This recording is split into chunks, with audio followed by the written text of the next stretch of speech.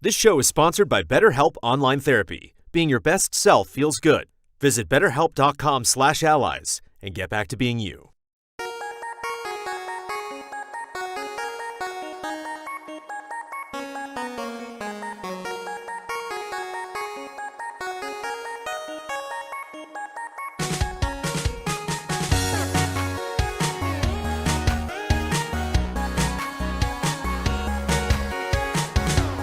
Hello and welcome to the Easy Allies podcast. I'll be your moderator, Brandon Jones. Joining me this week, panelists Michael Huber. Hello. Ben Moore. Cow.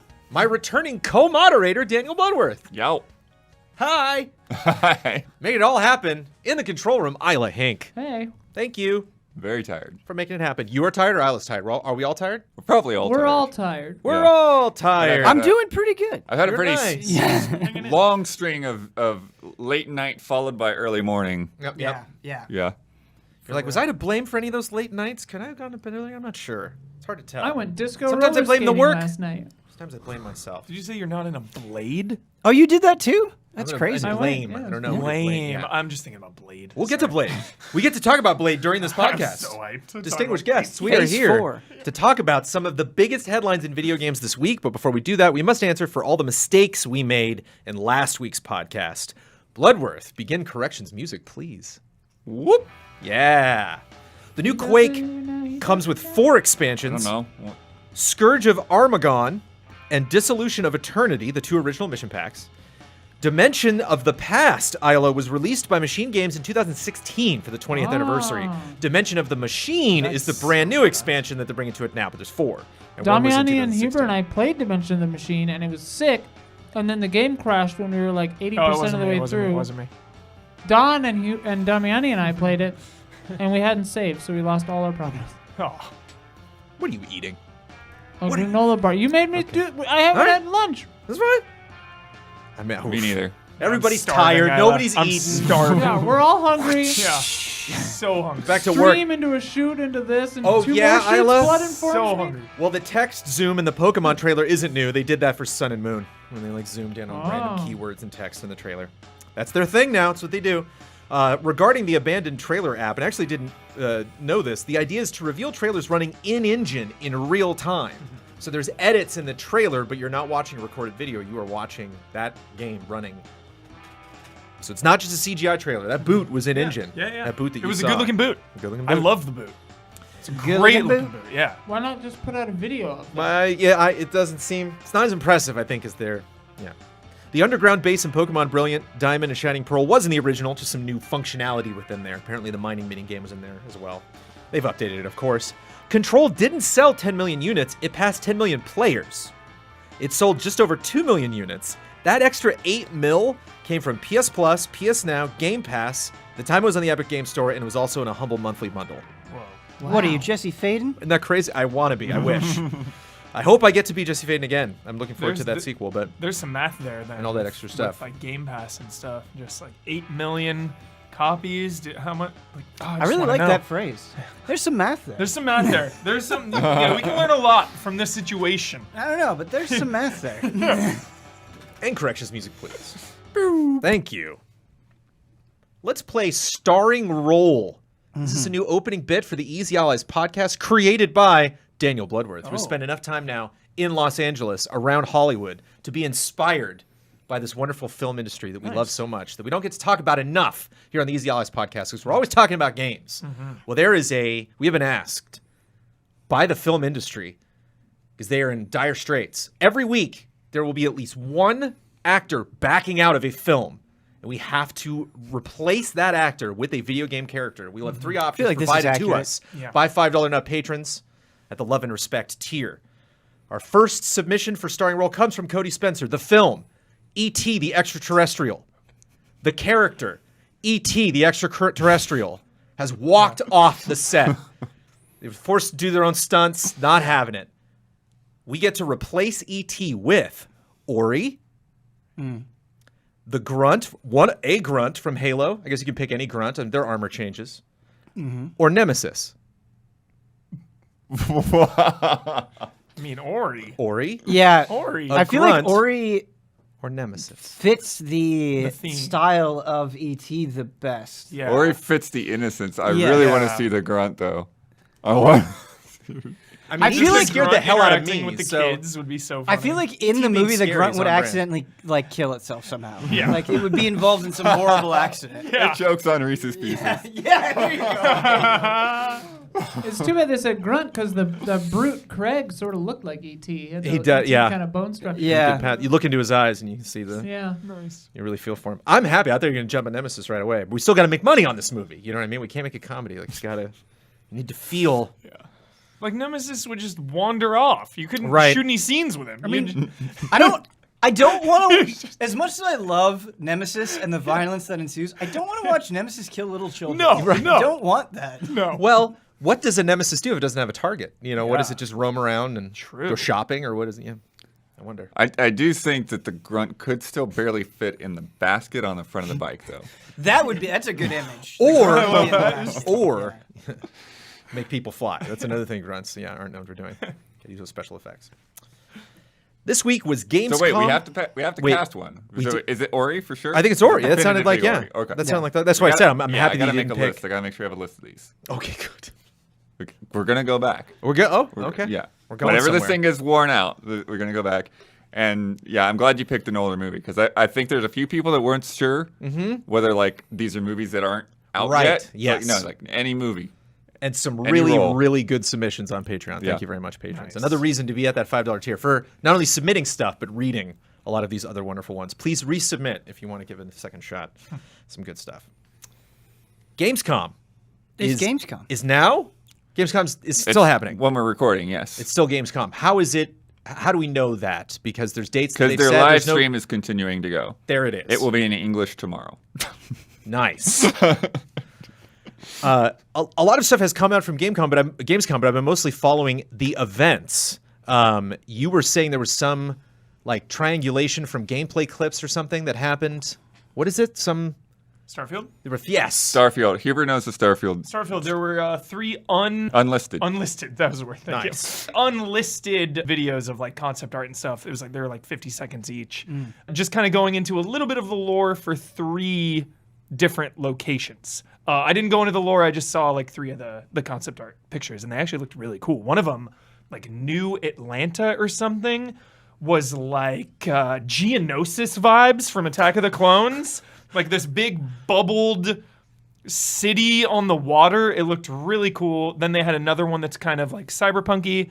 And then they had one that was kind of like New Atlantis. New Atlantis. Nice. Yeah, I was wondering about that. Yeah, and then the last one seemed fine. It was kind of like rage vibes, just kind of like, some brick buildings and stuff. You know what else had Rage vibes?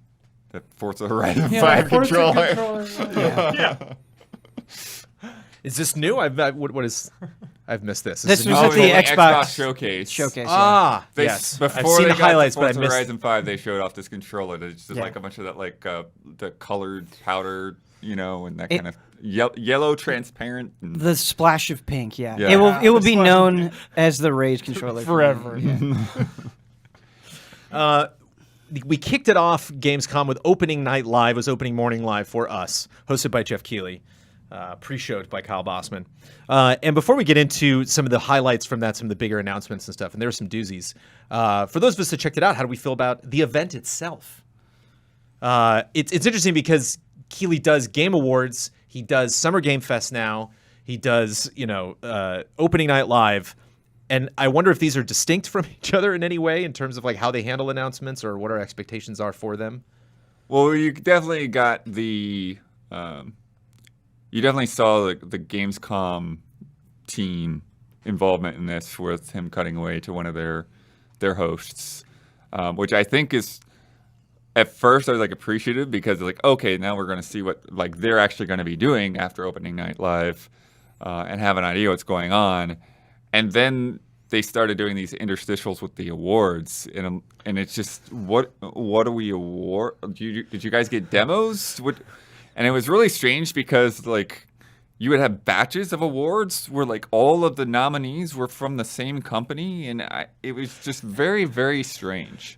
Like the only Switch games were Mario and Rabbids and Just Dance.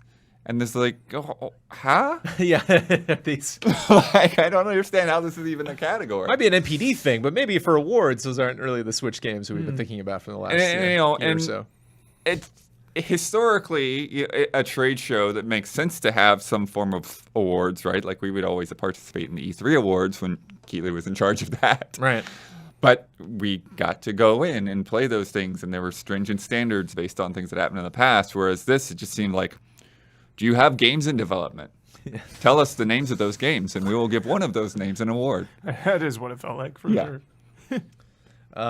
Yeah, and also strange because we don't know like when Gamescom is opening or closing. Like you said, they were doing a live stream, which is kind of the idea of like what is Right. How do we if a company releases something and says it's a Gamescom They trailer, did then we know last it's a night. Gamescom They trailer. did like an hour-long thing, which the best I could understand was like almost like the politics and logistics of Gamescom or something like that. It was funny because they had it on Twitch tagged as politics, but it was all in German, so I couldn't really entirely make out what was going on, except they were specifically speaking with people from the convention center and back and forth. There's just like a lot of talking head stuff.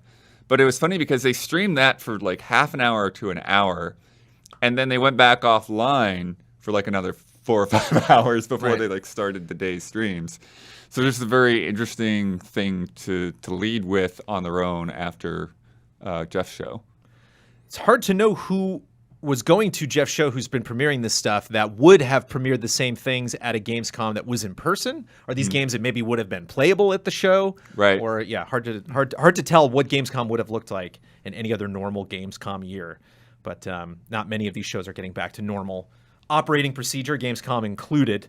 But there were some pretty big reveals from Keighley's show, and I want to go through some of the bigger ones, some which people might be surprised by, but we were completely enchanted by. But we'll get to DokeV. I want to start out DokeV. with Saints Row, brand new Saints Row game called Saints Row. So excited. Smile on his face. What'd you think? So Hubert? excited. I loved Saints Row. I feel like I'm in the minority here. I loved Saints Row 1 and 2, and then when it went to 3 and 4 and like superpowers and all that, Yeah. I checked out. I just wasn't into that vibe of those games.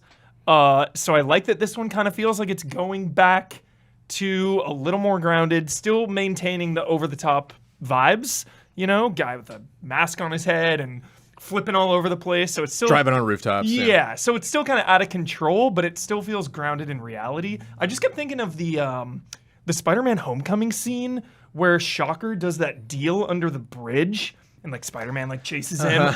That is the vibe I got from Saints Row, and I'm here for it. This like high-tech gangsters paradise. What a specific vibe. Yeah, yeah. Yeah. So I loved it. Can they afford to lose the fans of superhero powers, Ben? Do you think that was like a high, so to speak, for the franchise that like maybe some people are hoping they get back to? Well, in my opinion, like Saints Row 4 was worse than Saints Row 3, and I think the superpowers kind of took away a lot of, like it went too far. Like when your whole point is going too far, and like you're playing it and you're like, no, this is too much. There's something wrong there, and I think like Saints Row 4 and then like Gat Out of Hell, like it got to a point where it was just super easy to tune out Saints Row. Yeah. And I really liked 3 a lot and had a very good time with it and thought it was legitimately funny. And 4 had like high points as well, but it was just diminishing returns. And so I kind of agree with Huber where I appreciate that they're doing something different, but I think just the whole presentation, like it's different from Saints Row, but now it kind of feels like a little bit more of a generic action game. Like it doesn't quite have that same signature identity, and maybe that will become more obvious to me once they reveal more gameplay and stuff like that. I definitely think there is potential there, but I watched it and I was like, oh, okay. Like I wasn't blown away. Right. Yeah. Yeah, they came out with some info afterwards just about like buying properties and running like illegal businesses out of those properties. I always think it's weird when they like have all that information just on the side, you know? It's like, should they Well, I didn't get that should they have vibe, revealed yeah. that information during Oh, I mean, this? even in the presentation, you know, the actor that came out to speak said, you know, they're self-starting this criminal empire. Right. And I was like, well, in the trailer, you just like steal a car and like, flip off this other gang. Like, I didn't get the vibe that that's how you're going to start this business. It seems like you're just goofing off. So like, did you get that vibe? Was there any sort of like direction that you could tell from the new Saints Row? I think in terms of the direction, I think it's kind of more like what Huber was saying, that, yeah, you're just kind of back to kind of more gang war type things, and just kind of stuff between different factions. And like, yeah, there's some big weapons and stuff like that, but you're not doing superpowers. You're not like dealing with a whole bunch of crazy here, like, I played Agents of Mayhem, which was like they sort of took all that stuff to this other extreme, was this like kind of hero characters and that kind of thing. And this felt a little bit more back into this turf war thing and doing it in the Southwest. But I've never really been a Saints Row player or a fan, so to me it's like, oh, okay, cool, they're going back to that, but it's not been. I don't have a lot to lose, I guess is what I'm trying to say. Yeah, sure. We're talking about vibes. It's a great place to be. Vibes from movies. Vibes from Marvel movies. I get the, when the... Oh, no, I'm sorry. It's not Marvel movies. RoboCop. When they have the gun on the street. When he's like, look what I got. He's showing off the gun and like blowing up cars. Yes, He brings in like the new car and he blows his car up. But I did get that kind of vibe of like the tech from these bigger companies just kind of spilling out into the streat. Absolutely. Again, it's like an interesting thread of an idea. I just didn't see that necessarily conveyed in the trailer. But and I guess it's not a bad thing, because I was wondering like, well, because we knew Saints Row was going to be in this. Keeley said it many times, and I was like, wow, I wonder what twist they're going to bring to Saints Row. And it didn't seem twisty. It just seemed kind of them like, no, we're going to bring back to what made the series. We identified it right away. We're like 3 shots in. We're like, oh, the purple. Somebody Purple called it. I think it was Isla. They called the purple. Yeah, I was like, oh, that's Saints Row. I have openly said I believe on this podcast that I want Marvel characters in a tactical role-playing game. I think I've said, it might have been a Q&A or something. It was specifically the X-Men. I always really wanted this because there's always a lot of really great co-op abilities between those characters. It'd be really fun tactically to make those decisions. And during the announcement trailer for Marvel Midnight Suns, I had no idea what the hell I was looking at. And we didn't really know until the end when they got into details, when we saw the Firaxis logo. Yes, and yes, all of this for so many reasons. Crazy redesign on characters, customizable might be my game of the protagonists. show. Yeah. I am so down for this game, Ben. Yeah, even though it's probably like the thing I'm walking away from Gamescom being the most excited about, it was also, and I know a lot more info is coming very soon. Gameplay on September 1st. Yeah, it was frustrating that it was like you just wanted a little bit more, because it does seem like such a great idea, and I'm sure it'll be blown out. But in the moment, I was just hungry for just a little bit more detail. Like even with Saints Row, like we saw a very, very brief amount of gameplay, but they did include some snippets. Like even something like that, I think would have really helped. Yeah. Well, I think it made total sense, because someone in, I agree completely. Someone in chat earlier today was like, "What is it though?" And it's like, oh yeah, if you don't know XCOM or Firaxis, that trailer doesn't tell you at all what this game is. Apparently, it's not going to be anything like XCOM. Yeah, I Really? don't think so. I mean, it might be in some ways. The thing that from their description, it feels more like, and I ended up not playing the full final game all that much, but you remember Mutant Year Zero? Yeah. And it's like, it has some of those XCOM elements in arenas and combat, but it also has the RPG elements of where you're going out and exploring a world, and you're finding, you're happening upon battle arenas, or you're happening upon enemies, and there are stealth elements and stuff like that too, as well as a kind of a home base and a much more of that kind of exploration focus. So I feel like it may be more similar to that, because you're not just like, okay, create units and then go to a location. It's like, I think there's going to be a lot more in between of that. Sweet. When I did a preview of XCOM 2, I got to sit down and talk with Jake Solomon, and it's really an interview that like sticks out in my mind, because just like immediately it's like, okay, this guy is incredibly passionate about games. Like he's just like a little bubbly kid when he talks about games, and he's extremely smart, and it's super obvious that he wants to make something really good and really special. And that's obvious in the rebirth of XCOM. And so like them getting to do this new idea with such a big property, it's like I really have a ton of faith that they're going to knock it out of the park. Yeah. And I think the other thing that's really important here, too, is that we're not in anything adjacent to MCU. Like, it is such a, like, different line of story that's going on that, you know, and they're talking about, like, co-creating their own character and stuff. I love that. With Marvel's help. And so I think it's just... The Hunter. It was a little weird to see Lilith, who does look... so much so like much the like Diablo Lilith from Lilith. Diablo 4. That was definitely like, And I wait, didn't what? know that Marvel character, and I was like, huh, kind of looks like Lilith. And then she's like, we're bringing Lilith from... I'm like, oh, I didn't know Lilith was in the Marvel universe. Yeah. Cool. Just really hyped for Robbie Reyes to get some spotlight, to get some love. Do you know that for a fact? That's... People were Potentially saying him. it was confirmed. I'm hoping they As were Ghost not lying Rider. to me.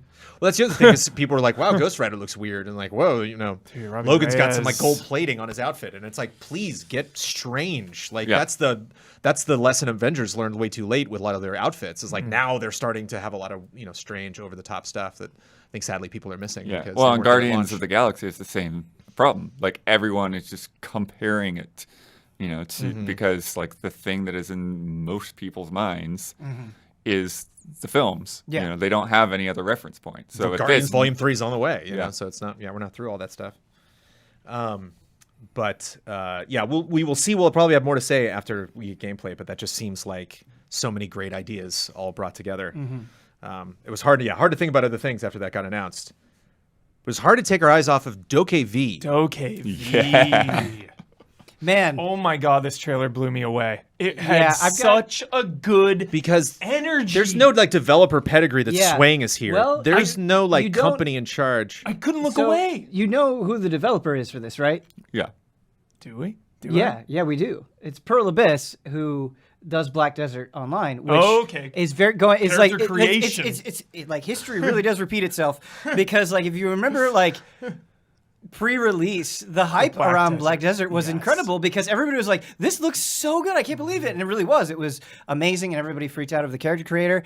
And then you play it, and it's like, "Oh right, like there are all these like super grindy, like microtransaction heavy things in this. That like there's still a cool thing here, but it's kind of going through this filter. And I'm not saying it's going to be exactly the same, but it kind of living through that and then going into this, it kind of feels like we're having the same response to it. Do you have any heavy commercial vibes from this game, DokeV?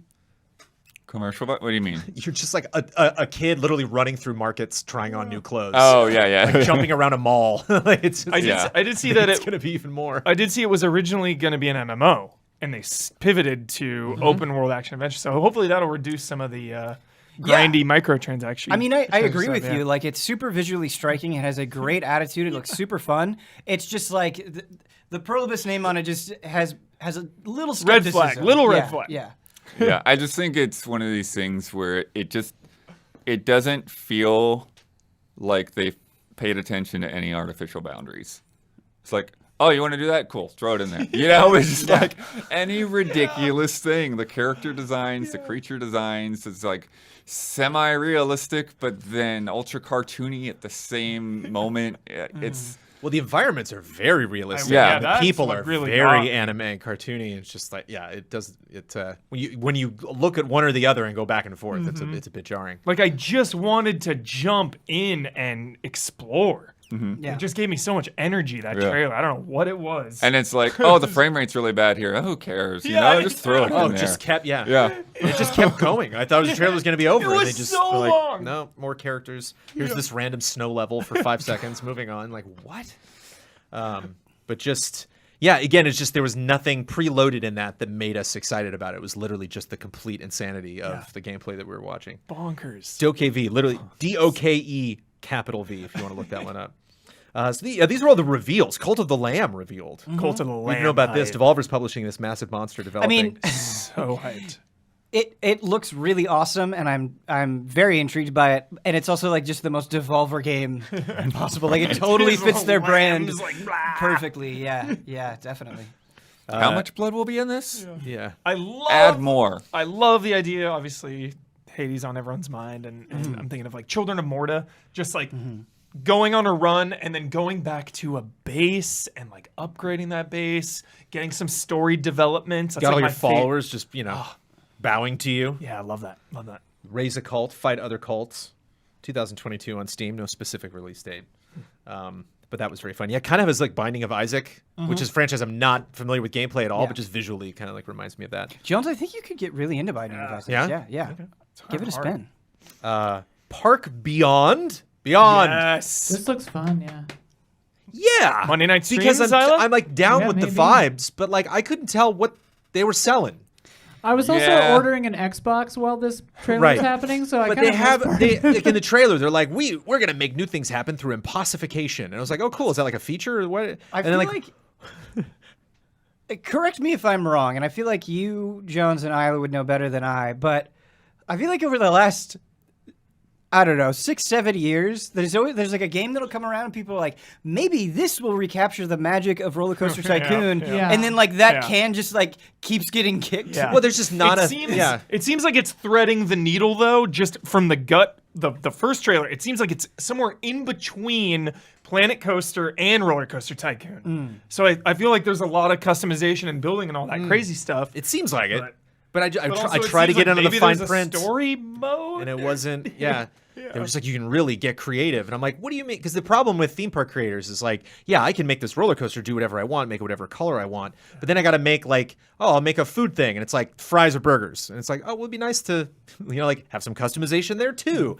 Kind of seemed like something they were going for, but they haven't said specifically how any of that works. So Man, maybe I was just with messed up friends, but like my middle school memories, and it's exactly the same thing for The Sims. My like middle school memory, what kids were excited about in my school about Roller Coaster Tycoon is they're like, check out this coaster I made. When people get on it, it just kills all of them. yeah, exactly. And it's just like that sort of chaos and like, black humor was something that you would like show your friends and kind of giggle about. That would be fun. My brother and I always used to make umbrellas like $90 on days that it rained. Right. Yeah. Just messing with everyone. Yeah. What if it has a morality system? Where you can create like an evil theme park, you're really mean to people and doing That's an terrible things. idea right there. Like just But you have just- thrill seekers that come specifically for that content. you know Yeah, what I mean? just like an evil theme park creator is a great idea. Yeah. That always pissed me off. It's kind of like reminds me of like durability in a way. Just the mechanic in Roller Coaster Tycoon of like the ride is too scary for a lot of people. or faster. So it'd make just turns are too fast. Yeah, so like people wouldn't go on, and it's like I get it. That's the mechanic. Like it's cool, but But then there was always that. Shit. There was always that one guy that like had maximum thrill tolerance and Yeah. would go on your like 30G ride, and Yeah. you'd die. Sandbox mode in that though. I found from my research. Nice. So at least you can run around and build stuff, but Yeah, not I'm worrying just about curious. sales. I'm curious, like what they can do that will make it more extreme, right? Because it just feels like if well, I liked the energy of the Willy Wonka vibe of just like, hey, let's impossification like Right. that. Willy Wonka guy, impossification. All right, I get it. I get what we're going for here, kind of. I don't get it at all, Yeah, but we'll see. yeah. Just the energy of it. I don't know. The Gamescom did make me purchase Jurassic World Evolution Nice. in excitement for the second one because I'm like, man, I really want to try this idea out. It's a cute game. Yeah, I'm looking forward to it. I haven't booted it up yet, but it's installed. Keely should get a cut of that. Give- Yeah, of Ben's purchase because he saw The first game purchase from what? Dude, if we're gonna be giving cuts for my game purchases, I'm gonna make someone rich real quick. No, I'm just saying if you're watching opening night live and you Right. buy a game, Right. Listen, Keely got in the Muppets. He's doing fine. Right. They announce around the Game Awards they do announce those like special promotions. You get sales on Steam and stuff Yeah. like that. Yeah, Be great for he's just like, oh, and I get a little 5 cents from Yeah, every kickback. Man, that's actually something about right Steam physically in my pocket while I'm on stage. that, like, I really truly do love Steam for a number of reasons, but sometimes I go on Steam and it's like, okay, it feels like there are 1,000 sales happening. Like you just boot up that Right. page and it's like, there's almost like, what is going on? They make Every some day. game affordable finally. You're like, damn Yeah. you. Yeah. That was the reason I wasn't playing it. Soundfall was revealed. Didn't see a lot of it. A possible Curse of the Yeah. Necrodancer vibes. Yeah, you know, yeah. like lots of beats going on, lots of gameplay following the beats. Steam Epic Game Store consoles. Dream Cycle was revealed. Didn't get to see a lot of it. Do you recall Dream Cycle? Does anyone recall Dream Cycle? I remember the name. Yeah. Dream Cycle. Do you remember the name Toby Gard? Is that a name? Yeah, you yeah, remember? yeah. This is the guy who created Lara Croft. Yeah. Oh, right. Yeah, Right. Yeah. Yeah. But it's tricky because I said that and then all right. So will we remember Dream Cycle whenever we get to see a big meaty trailer of that? Her outfit looked cool in this.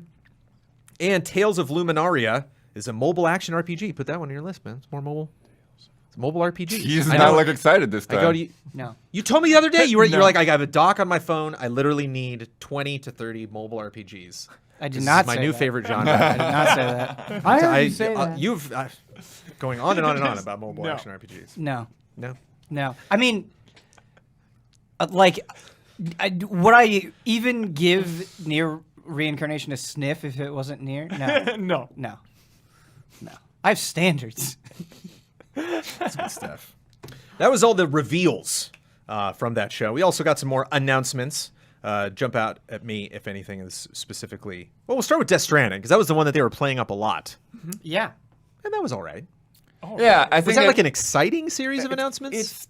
It's not really to me because I feel like a lot of the stuff they showed off, we saw the first time around. You know, like the races and the cannon. It's like, okay, this is kind the of Metal Gear bases. This is like it's like the director's cut of the director's cut reveal. Yeah. You know, it's, Extended directors. yeah.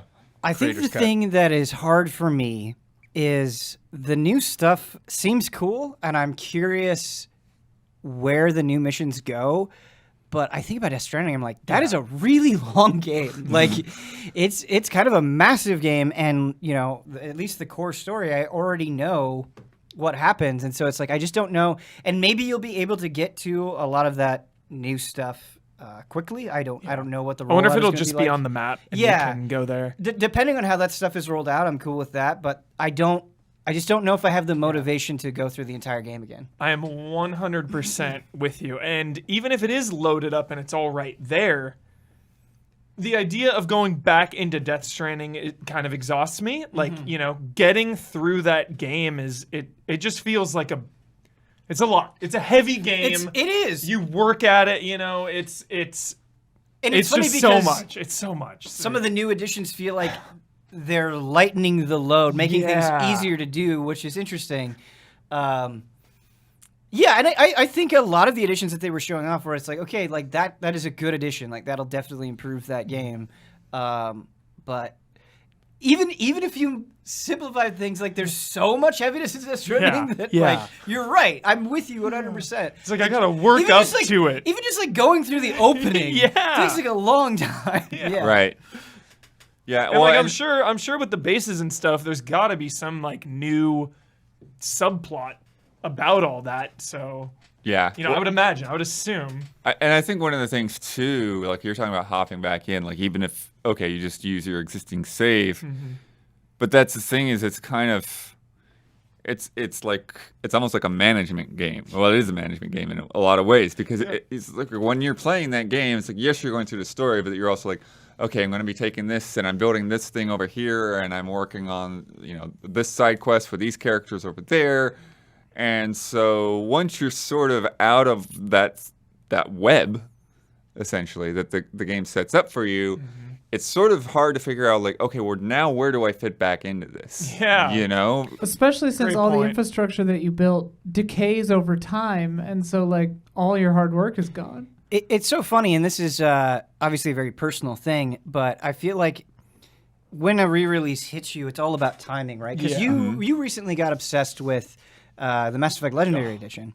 But I think it was because there was such a long period of time between when you had initially played those games and when you played. So long. And like if this Death Stranding Director's Cut was like rolling out in like 2023, I Sure. think I would feel Yeah. a little bit more energized because there would be more time separating it between that initial playthrough where it's like, oh man, I really forgot a lot.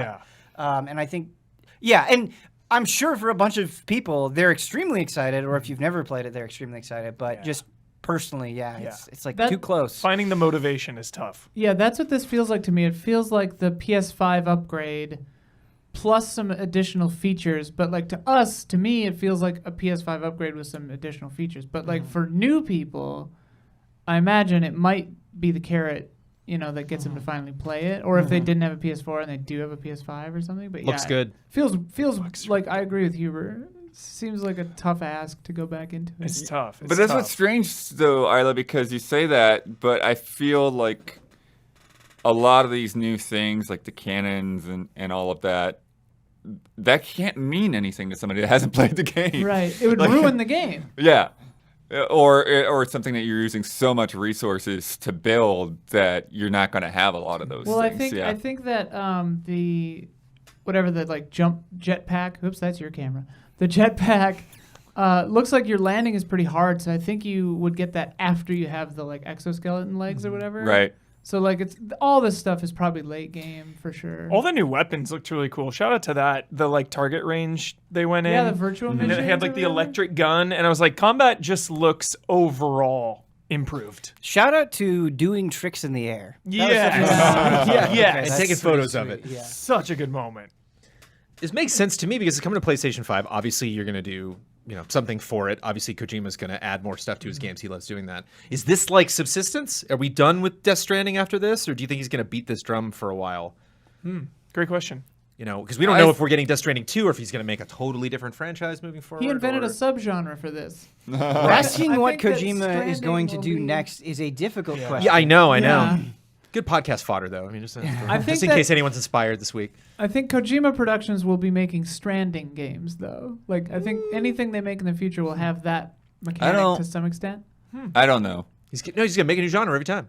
Probably. Ooh. Yeah. Probably. Well, he genre? recently talked about how much was it? Yeah, I think it was during the Game Awards where he was talking about how much current events were influencing him and how that was going to really fuel his next project. And so I can imagine 2020 being a very it's obviously an impactful year for everybody, but with Kojima and the way that he likes to kind of offer commentary, I can imagine that he's every neuron in his brain is firing on all cylinders. I hope it's a horror game. Same.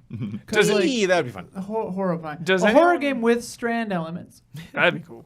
Does anyone think that this DLC will have a hidden plot element or some kind of earth-shattering revelation that has not been revealed, that will be revealed, when it finally comes out and people go play through it? Do we think will be any I have Kojima a shenanigans in guess. this? There's an abandoned trailer right when you boot it up. Yeah. go Well, ahead. I Or was do you just think gonna this say is just those- what we're going to get? I was just gonna say those bases, they have that weird moss all over them, and they seem to be hoarding bodies. So I'm Yeah. thinking they might be making a body-based weapon of mass destruction to try to The cut Genius, content, genius, Isla, genius. the cut content from Phantom Pain Oh. will be in the director's cut. Huber, I was actually rolling that around in my head quite a bit, and I landed completely in the middle, where it was like Schrodinger's director's cut, where it's it was I could see this Schrodinger's cut. Yeah, going either way in equal force. Yeah. That's good. Simultaneously. Awesome. I think mostly excitement around April O'Neil coming to Shredder's Revenge, playable, The mic Yeah. drop! Yeah. The mic Yeah, drop! the mic drop was was- so good. and something else. I saw there's some That other game game was just wonderful. that she was just added She's in the to. Nickelodeon All-Stars. That's it. Yeah, Yes. with Cat Dog. Cat Dog. Yeah. I'm guessing Casey Jones and Splinter For next sure. character reveals. And then we're done with that 7. Ooh, I think more. I think they can do more. Who's the cool rabbit? Usagi Yeah, how do you Yojimbo. not Yeah. have Casey Jones in that game? You gotta have Casey Jones. Or You're gonna- Splinter. I think Splinter. Yeah, Got it. yeah. I think Splinter would be able to be key for that style. I could almost see Splinter being an unlockable character. Yeah. Because you probably rescue him in the game. Sure. What about Can you unlock what about Bebop and Rocksteady turned good? That would be so sick. That'd be awesome. Uneasy Alliance. What if you fight them? You fight them as fourth Yeah. boss, and then they join up. They're finally like, all right, you turtles, You turtles. we'll join you. What about Shredder?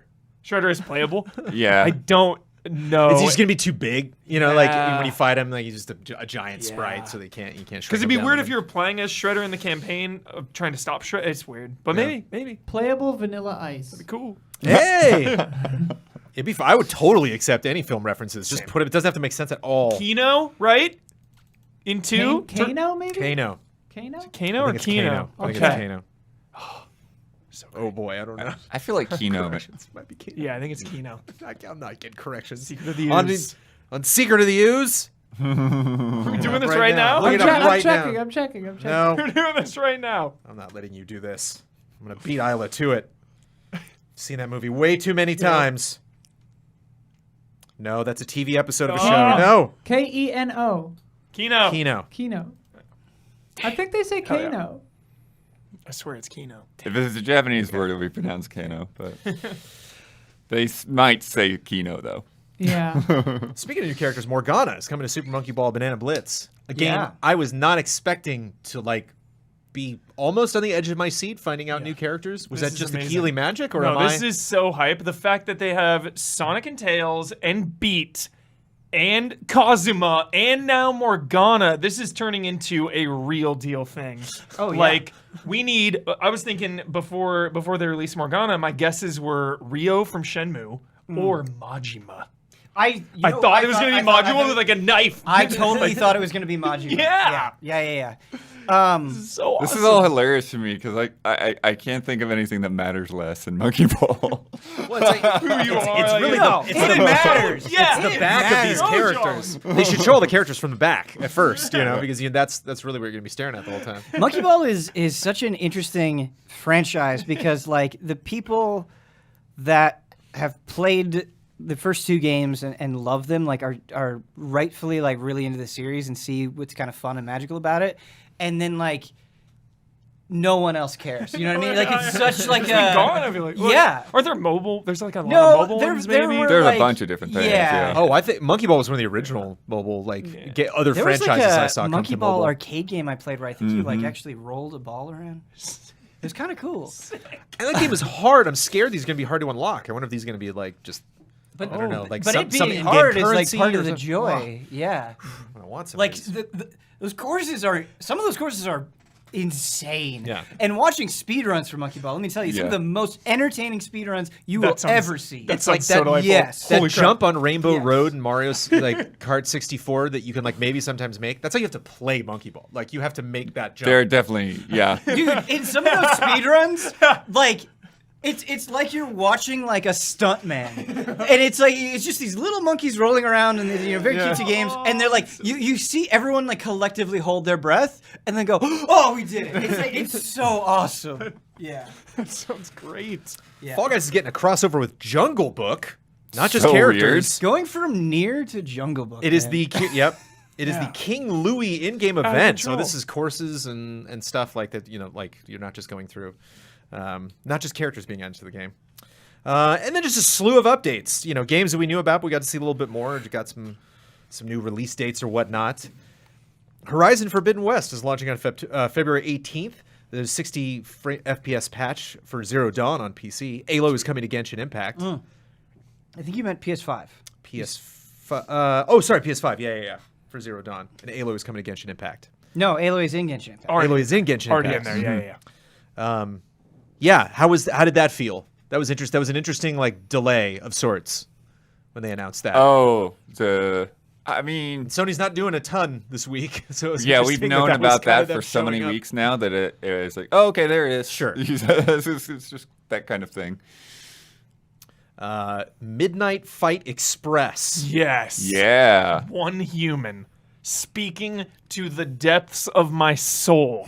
Meaning one developer. One making person the game. is yeah. making this beat 'em up. It looks next summer. It looks really awesome. It's like environmental combat with weapons, but also like gun kata, whatever you want to call it. Like, looks really, really cool. Really great animation. Yeah. That's what stood out to have a game like that coming from, a supposedly one man team. It's like, okay.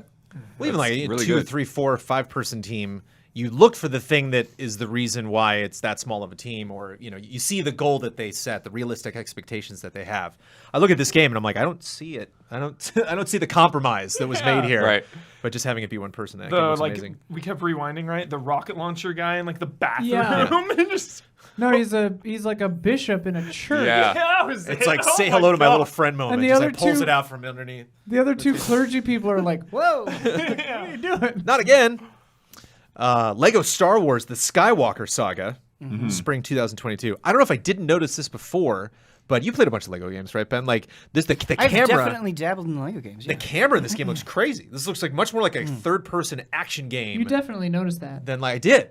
Yeah. I'm thinking about it right now. Oh, okay. Than like a platformer puzzle game, which is kind of like what they were. I'm sure there's gonna still be a lot of that, like moving stuff with the Force and. Well, what's really interesting to me about the Lego games, I'm sure you can echo this, Brandon, is like I got into this huge Star Wars kick, and before that I wasn't really into the Lego games, but being into Star Wars, it got me to, play the original trilogy ones and then playing The Force Awakens, where it's like, oh, holy shit, like this isn't, they're not just like copying and pasting these games, like they're adding like brand new mechanics and styles of play, like they're really like a lot bolder than I would expect for this type of a licensed game where there are so many of them. And so you can even see that, I feel like, in the Skywalker Saga trailer, where it's like they're kind of doing a lot. Yeah. Yeah. The planet searching seems fun, that you can just kind of do the movies in any order you want to. You probably like unlock story events as you go through the campaigns, but if you want to just like back out of Attack of the Clones and jump in Return of the Jedi, like maybe it looks like you can do that. I just love Lando. Just Yeah. on the bridge having a great time. Jones, we should play that game. Synced Off Planet. It's another one of those games where the name stuck with me, but then I'm like, I don't This game know was what- pushing hard. This game had 2 CG trailers. This was the zombies, but they're robots. And there's like Right, a hacker the zombie robots. survival. Yep. I don't remember I don't this remember at all. this one. It's a Shit. bummer, right? Because this game spent a lot of money at Gamescom for you to remember. I don't remember this at all. The Synced only thing Off I remember Planet. is the zombie robots. But They had yeah, a showcase the day after the opening night live. That, is it like a obviously co-op none of us squad watched. thing? Yeah. And this is from the showcase. Okay, this is them actually showing off gameplay. I might have Oh, no, this been is doing this a gameplay bio was break from- during yeah. this. I think might they did a have missed it. showcase later. Advanced alpha test starting September 17th. I think I remember why I don't remember this, is because I thought just visually it looked. Yeah, Well, it's it really did not really stand didn't out. feel very appealing Yeah. to me. The gameplay now or gameplay later is tricky, Ben, because sometimes I Right. think you want to get in and out. Like you Yeah. want it. Like there's a lot of announcements. There's only so much time, and you have my attention span. Like I want to come in, show this to people who might be interested in it. Hang out with us tomorrow at this Twitch channel. We'll show you more details. If you're not interested, sorry for wasting your time. I'm out. Yeah, good call. But at the same time, if you're synced off planet, it's like do it all now because the spotlight's on you. Now's the time to Sure. tell us everything Sure, about sure, the game. Yeah, Yeah. I don't know how you know as a developer what decision to make. That's got to be tough. Splitgate is getting some good press. Splitgate is definitely named. Yeah, Yeah. I gotta play this. It looks fun. Season yes, 0 has started. I want to People did play not know Splitgate. about the season structure, but they announced Season 0 and started Season 0. They're doing it. I feel like just the buzz around Splitgate, it really feels like a grassroots kind of yeah. like movement almost, where people are like, no, you should check this out. This is really good. I imagine I'd be very bad at that game. King of Fighters 15 launching on February 17th. Hell yeah. How's Okay, that date what? working for you? Is that good? Any date is good. Nice. Yes. That is actually pretty bad because February the is day before stacked. Horizon, right? Right. Yeah. I will. Did I keep my February I list? really wrote all like the dates Horizon. down. I Yeah. will absolutely prioritize King of Fighters Nice. over Horizon. Yeah. Nice. There's some Yeah. other stuff that's in there too, but yeah. But January through March is starting to look rough. Yeah, February 17th to like the 25th is insane. Every month is rough. I Unlimited feel like the games. rollout for King of Fighters 15 has been super, super strong. And, they had the delay, but they've been listening to people. They're implementing rollback netcode. They are kind of dripping out character trailers at such a rate that it's really kind of kept it as part of the conversation. So far, it feels like they're making all the right moves. And I'm Nice. very excited about Good that. momentum. Yes, it has good momentum. Great. Bus Maybe another, Simulator, September 7th. You think What's it that? could have a Guilty Gear moment? I feel like Ooh. Strive kind of blew up Guilty Gear. I know it's always been a big franchise. Do you think? Right. And King of Fighters, obviously a name brand, big Right. big series. Do you think it'll have that level of success? Well, I can't watch me forget something major, but I can't think of any other like fighting game kind of competing for its attention around that time. But I That's think good, yeah. a big part of why Guilty Gear Strive blew up in the way that it did is it really kind of reinvented itself to be more accessible. And so I wonder if King of Fighters 15 is going to have that same pull. That and of course the netcode was spectacular. And so we'll have to see. I think word of mouth for fighting games does a lot.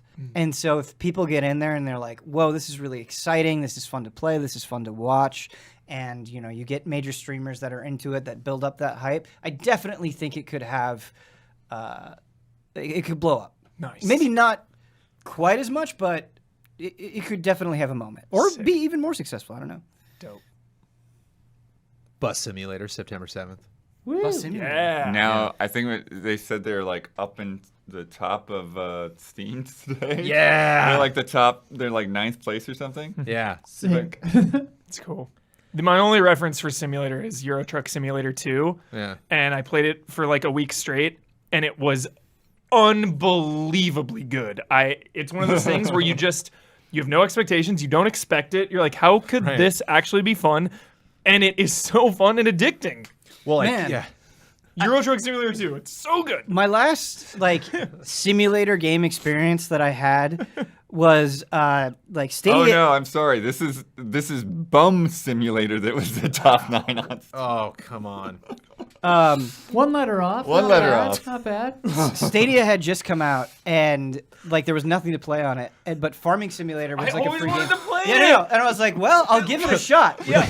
And I booted. It was it was like the most deflating experience I've had with a game in forever. Not because the game was bad, but I was like in the tutorial trying to figure out this farming equipment, and it was just like do this thing with this farming equipment. I'm just like I don't know. Like I can't figure it out. And it was just like I was just like absolutely stuck, and I closed the game. And I'm from Iowa.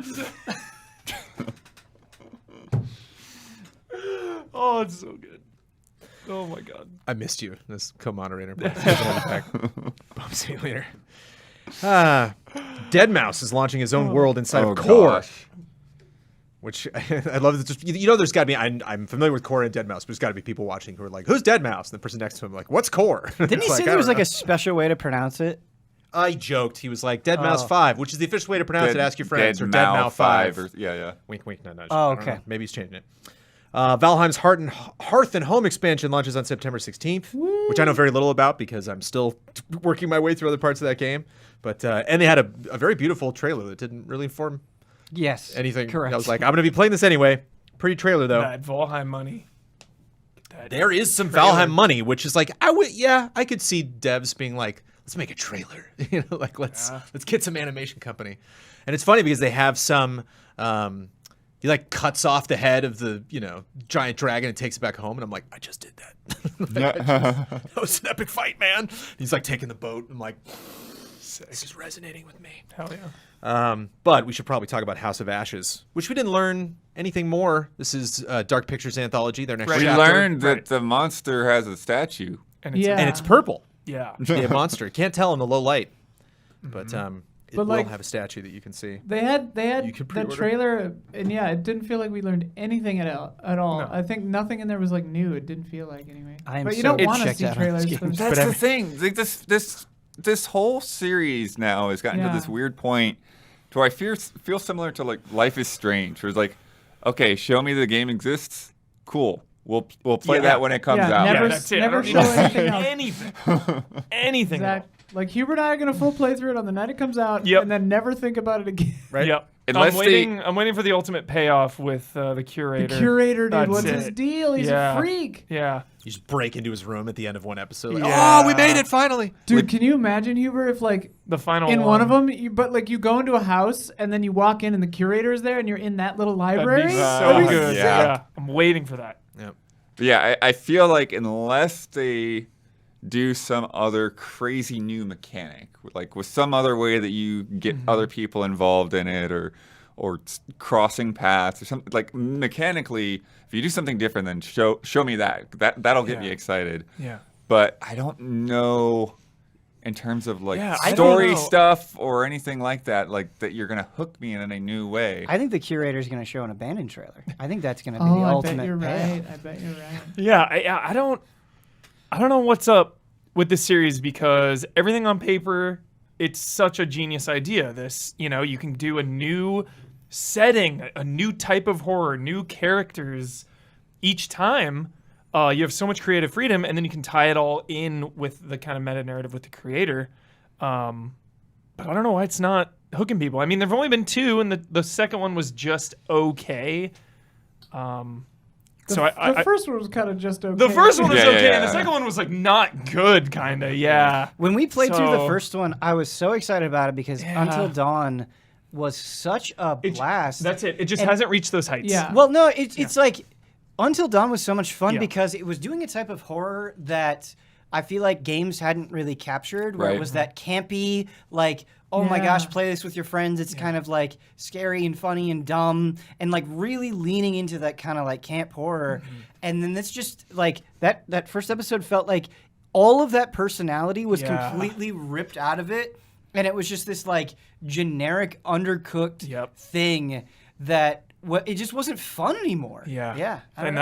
that's how I felt in Little Hope for sure. I do wonder if they need to like lean back into the campy Yeah, maybe setting, it is like too vibes. serious. Yeah, because like Until Dawn had that like cabin in the woods, like Yeah. this is what's happening, and like, Yeah. that's perfect. And all the Dark Pictures anthology have been kind of Little Hope, I guess, had the potential for it, but I mean, this one certainly doesn't seem like it's doing Yeah. camp. It's like Yeah, you don't have like soldiers, the like nah. teenagers like pranking each other or anything. Right. Yeah. Like none of these guys are gonna go out and like, try to bum cigarettes off the older kids. Like that's not gonna happen, unless it does. That'd be funny. That would be fun. I just love the stakes of them all, but Yeah. just haven't really felt it. That said, I mean, I love these. They're dumb. That said, we're playing and streaming. Yeah, they're stupid and wonderful. Locked. Dolmen. Anybody in this panel know a lot about Dolmen? Dolmen's interesting because I saw it. I don't know if it was at Prime Matter or think so. if it was, but this is one that stood out. This is like Sci-Fi Souls. Oh, right. Yeah, this yeah. is it's kind of like you're the character from Returnal, but you are like That's very right. methodically going through a Souls-esque game where you are, very locked in, with your weapons, and you have to be very careful when you approach things. Lots of melee. Like they're like the gameplay I saw, the character had an axe and was just like hacking away at stuff. And then they had like this big CG trailer, and like I didn't get any of those vibes. And I wonder if it's like selling itself to the wrong audience, or it can do more to stand out. But we're not getting that till next year. That's on PC and PlayStation, Xbox, everything. But Dolmen, Dolmen. So yeah, I just anybody think who's of into Dole Souls-type Whip. stuff, which I don't Yeah. think they should go for. I don't think No. that's necessarily. It I is a don't know. white character. A Dole Whip is He's pretty in white good, armor. dude. Maybe I think you should absolutely an go for the unexpected Dole Whip. sponsor. It does Dole look it cool out. though. Like, I remember from the trailer, and I was just looking at screenshots right now that like some of the weapons seem like improvised. Like there's one where they've got like alien claw hands, just like That sounds rope sweet. strapped to their arms. I don't know. creepy. I don't know. Could be cool. Yeah, it kind of stood out, and I was just I'm Wasn't waiting for them to Surge have like a nice Sci-Fi blowout. Souls? The Surge is Sci-Fi Yeah, Souls. Sci-Fi yeah. Souls. Nobody Saves the World from Drinkbox, Guacamelee team, Which getting Huber early forgot next he year. played.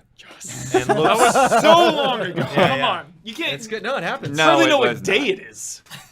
I know 3 It's all go allies for today that Huber. were like, "What's today?" We Oh, didn't know what day it like, was. come on. There's some math We there. didn't My know. God. Podcast day. I always know what. Oh, day this is the podcast one I where have you played can- so many video games You can change since I characters, did you that. can beta. sync characters. That was so in they had March. They had like a Merge job reindeer with systems. shooting bows. Dude, with March in arrows. this current reality we're living in That is was like 300 5 years years ago. ago. Yeah. Yeah. Yeah. Kidding. But Things seem both too fast and too slow at the same time, which is Yeah. weird. The thing that stood out to me though with this presentation is they talked about combining powers. Yes. yeah, Because that's a big thing. Is like it's like your character can become a mouse or a dragon or an archer or a robot. but you're not stuck. And now with- it's like you can put 2 of them into the same thing, and you can have a horse archer. Like okay, and showed it really well. I thought they in a Yeah. very short amount of time showed a lot of that stuff. the art style is this crazy, grimy, weird thing. But I mean, Huber, you said you liked playing it. That was Yeah, I really liked playing That's the thing I wonder is if they can sell people on how fun it is to play, because Yeah. when I saw your footage, I'm like, I'm not sure. But then your impressions were on a different level. Yeah, Your gameplay didn't sell it, Huber. Yeah, you have to kind of think strategically when you're fighting, like what class you are, and kind of spacing matters. But the leveling up is really fun. You can like unlocking all those jobs and stuff. I mean, that itself is fun. Yeah, and then obviously I think just the number wacky of world. jobs on display is starting to be more and more, like what is going to be the crazy thing that's Yeah. going to happen next? Don't Yeah. show me too much of this. Yeah, because all the classes do have strengths and weaknesses. Like it really matters kind of which class you are for each fight. So exciting. And Guacamelee 2 is. I can't say enough good things about Guacamelee 2. Oh my god. Keep it coming. Outlast So Trials. good. Keep it coming, Huber. Ben and I were just talking about this. We were. We're both. Take we're it both away, Ben. extremely excited. Ben, you said it very eloquently. Yeah. So I just recently played through Outlast 2, and I think the year before I played through Outlast and the Whistleblower DLC. And I've gone on record saying that, like, I'm getting kind of tired of, like, first-person horror where you can't fight back, you have to run away. But I think what makes Red Barrels and Outlast interesting is they really keep pushing it in terms of A, fear factor, and B, ideas. And, like, the first game, the DLC, and Outlast 2 are all very, very, very different from each other. And what I like about Outlast Trials is it's like they're not just making another Outlast game. It's like they're because like Outlast is actually scary. So scary. There are a lot of horror games, but I don't think there are that many games that are truly scary. And it's True like jump scare scary. This Yes. is the number one, Yes. and it's not even close. yes, Yeah. and they really go for it. Like Outlast 2 in terms of like thematic content is fucked up. We talked about the scene with nails. You remember that? Yeah, It's just like dude. they really go for it, and it's like I don't know if it's going to work out, but how are you going to capture that spirit with multiplayer? So hard. And like I could see it either sinking or swimming, but I love that they're not, like I said, they're not just making another Outlast game and they're trying something different. And like that kind of ambition, I think, is really attractive. Knowing Outlast, they'll probably have you like turn on each other Yeah. and like kill each other. Yeah. Like who knows? Like with like spoons. Like you have to kill the other person with a spoon. Searching your inventory. I gotta have something else. Really? Just a spoon. It's dull, you twit. It'll hurt more. Jurassic World Evolution 2, November 9th. Yep. Yeah. Bus Simulator, Jurassic World Evolution. Put it all on Island's list. Vampire the Masquerade Blood Hunt. A Vampire the Masquerade game is coming out. Darn it. Into early access, right? September 7th on Steam. I don't know if that would be I early believe access. it is for them. early access. Yeah, I I'm pretty think- sure. yeah, I it's think early Lots of Yeah, jumping, yeah. lots of slashing, lots It- of shooting. It looked okay. Yeah. Good battle Be fun, royale, though. you know. Could be fun. But I a vampire battle royale. Yeah. I think there Gets were me some hyped. streams of it that I was watching. I think Lyric was streaming it and I was watching it, and it looked swimming. Swimming. Yes. Yeah. Yes, it does. Yes. That's my I- like ceiling expectation. It is could be swimming. worse than a swimming, but it like fell into that zone. You know what I mean? If Vampire can get to a third of the gaming status of Warhammer, I'll be happy. I just want a third of that. I don't want full Warhammer. So one game at a time. I'm excited. Jet: The Far Shore. Yes. Yeah. PS4 and 5 in Epic Game Store on October 5th. Looks like a depressingly melancholic game. Like I'm. but kind of strangely hopeful. They're discovering the new planet. hopeful, You know, they're yeah. Hopefully. doing I'm science jazzed and about stuff. this. Yeah. The- Definitely muted for sure. Yeah. Yeah. Some of the character animations look a little jank, but I'm really excited for this, the exploration and stuff. I'm a Looks really big cool. fan of characters or vehicles or anything getting extremely small. small, yeah. But you can zoom in at the same time. So I still get a vibe that this world is happening, but like it's such a fun thing for scale to like move at a really fast speed in a really small thing across the planet. Crossfire X, no release date yet, but we keep seeing more of that. Sifu, which I'm so Sifu. crazy sold on, but I want to play. February 22nd. That's another the end of February. Yep. So many beat 'em ups. Rise of beat 'em ups. Let's go. There really New is. golden age. Really There's is. one game I'm specifically omiting that we will get to in a second that was featured during opening night I live. keep waiting for it. Oh, there's one game. Well, Yeah, I'm I actually keep- curious what that game is, but we'll get to another game. But Alexander Zarianov on Patreon wants to know, what's our favorite trailer? Any trailers stand out from ONL specifically? Any of those things? Bus Simulator, the obviously. DokeV trailer, I think, DokeV, was yeah, DokeV. the Just kept going. was the Yep. trailer where I was like, wow. You know, it was like it had kind of that quality where it was just like exciting to watch, and it was different, and it was like impressive. It looked good, and it just had like a fun vibe. I think Yeah. just in terms of like raw energy, Yeah. it was the most entertaining. Completely agree. Yeah, I didn't want that trailer to end. It gave me life. It gave me energy. I just wanted to like go do stuff. I was like, this is awesome. Yeah. Standing out in another way, the Far Cry 6 story Oh trailer. yeah. What? Why? Right? We've had story trailers and we've Another had a story lot trailer. of focus on. They should have called it like Story Trailer 2 character or or- 3 or It's, something. it's like, weird because we're getting to the point now where I feel like the Far Cry 6 stuff is like really starting to blend together Yeah. for me. Yeah, And yeah. like I'm just kind of like tuning it out. Yeah. Well, he's evil and doesn't care about Yeah. it, and we're good. I kind of, Well, we keep seeing but more he's representations of that. curing cancer through tobacco. Right? Yes. What? Special? You saw the special What? leaves? The special purple leaves, Morley Gray. right? He'll have a relatable sob story that you'll like kind of feel bad for killing him, but then you won't. Is it just me though? Is this game kind You'll of get starting to look get bad? that XP, you'll cash in on some skills, and that'll be it. Serious. Hubert, do you get that sense Huh. that like faces and character models in this are feeling kind of dated? Yeah. I have that feeling. Yeah, a little bit. Is this? Do we know if Far Cry 6 is cross-gen? Pretty sure. Yeah. Pro- it is. Yeah, it is. Ubisoft, so Yeah. absolutely, right? Yeah. Playing it safe. Yeah. And now, a word from our sponsors. There's a specialist for just about everything, right? When your car breaks down, you go to a mechanic. When there's a problem with your shower, you call a plumber. So when you want to get your uneven, crooked teeth fixed, you see an orthodontist. They're the specialists, and that's what sets Candid, the invisible, comfortable, and removable aligners, above the rest. While poorly reviewed or insanely priced clear aligner companies use general dentists, Candid only works with orthodontists. With Candid, the same orthodontist who created your plan is with you from start to finish, so you never have to wonder how you're doing. Your treatment is prescribed and closely monitored remotely by a licensed orthodontist who's an expert in tooth movement. You can book an appointment at a Candid studio near you to do everything from the comfort and convenience of your own home.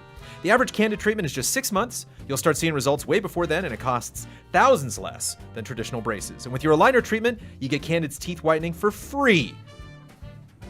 I'm happy about people getting Candid. I see that 6 months and I get angry though, because no dentist thing I ever did was 6 months. They No. were way longer than that. Years and years. 6 months, get in there, get your teeth fixed.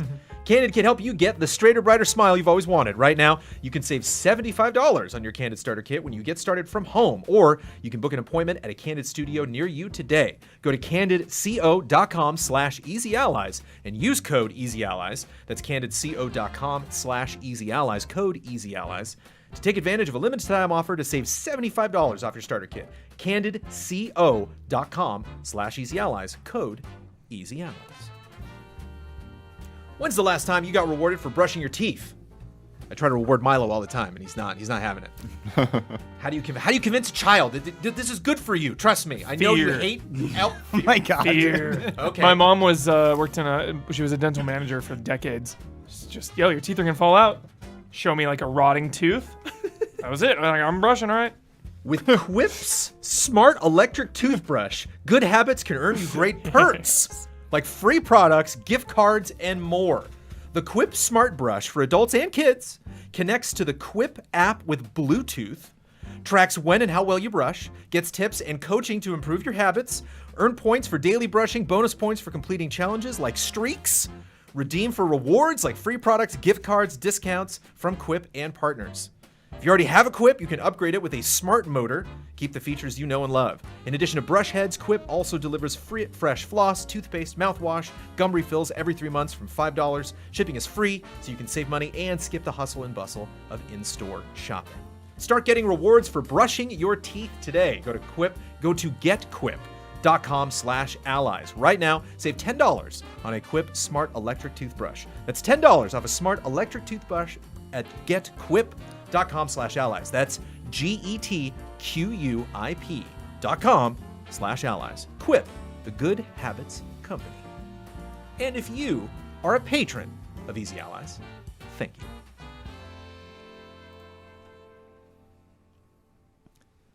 What game didn't I talk about, Ben? Halo Infinite. Halo Infinite. Yeah, they didn't really talk about it either. Just kind of sauntered past the Xbox Gamescom showcase Bizarre. to show up a day later Uh-huh. in person, which not many people did. Keely made a big deal about that. He's like, I've been doing these events from home, and it's a bummer. I finally get some people in Call of Duty Vanguard showed off. We got a new character. Yeah. Laura Bailey was there to talk about her character. Yeah. Huge gameplay trailer. Joseph Staten was there to talk about Halo Infinite.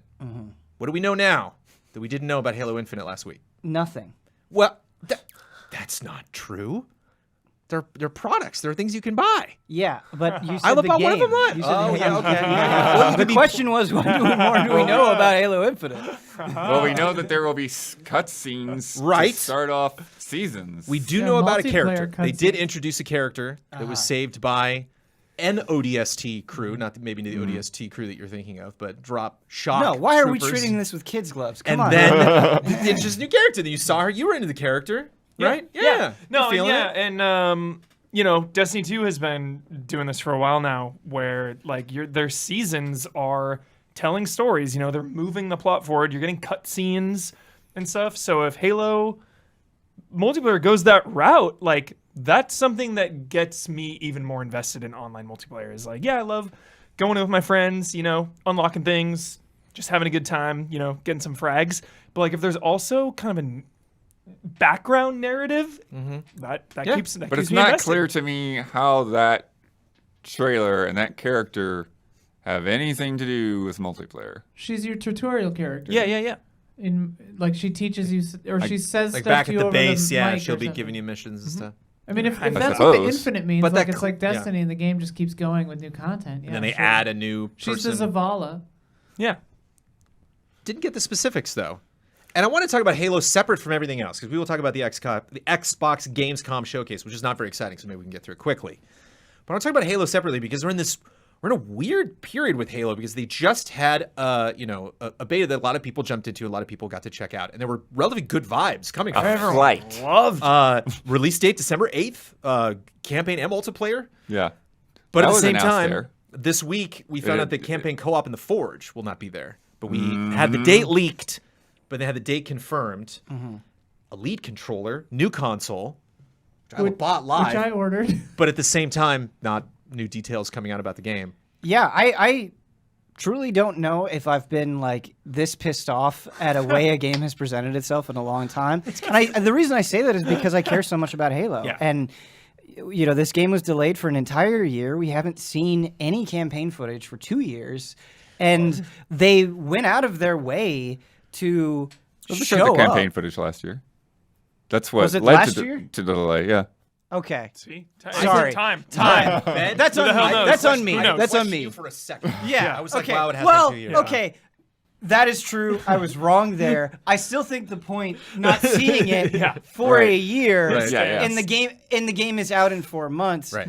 Yeah. I'm sure I wouldn't be as agitated if I had gotten into that technical flight and I got to play it and I was like, oh, this feels great. I'm sure it would feel completely different, but I didn't, and a lot of people didn't, and it's just it's like what really gets me is I think people are just so hungry to see it, especially after like so much has happened with Halo Infinite. They're hungry, and I think people want to be excited for Halo. I don't think this is coming from a bad place. And then to like go out of your way to show up and be like, here's a new console and a new controller, no new campaign footage. It's just like it just is like salt in the wound. Yeah. It really is, and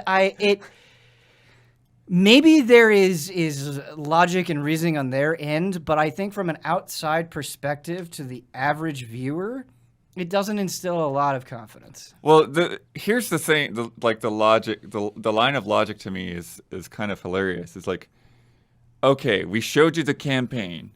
It looked so bad that we had to delay it, and now we're gonna tell you the release date and ask you to buy a new console for it without showing you that we fixed it. Yeah. Like what? What? Yeah. I don't understand. I mean, I bought it because it's got pretty stars and scarcity. Well, like, true. You just Gold, can't get baby, a Series X. Well, the Series X already has scarcity. But Right, that's what I'm saying. You can't get a Series X. Like, I just ordered it because it's a Series X I could get. You're pretty stars. But it's just And pretty stars. strange to me because the multiplayer, like, yeah, they're doing flights and stuff, but the multiplayer's free to play.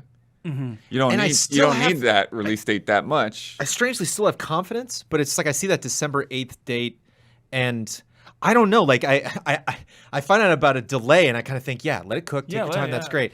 I feel weird when somebody shows up and they're like, "We're here to let you know, we're gonna do it by December 8th." It's like, well, I mean, you probably should because you promised, but I feel bad because it cannot be fun at Bungie over the next 4 months. Right. Yeah. Like the reason we haven't seen campaign has got to be because they're so terrified over people being scrutinizing it, and so it absolutely has to be the greatest, which just cannot be a fun developing environment. Don't Now get it can't corrected, be you said because the Bungie. co-op's gone. Bungie, sorry.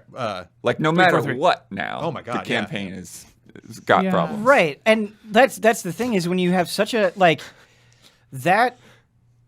that showing of the campaign that they had, I mean, there was such a strong reaction to it that to say it's coming out and not really give people something that in this moment at this perfect point in time to get people really excited and confident into launch is just weird to me.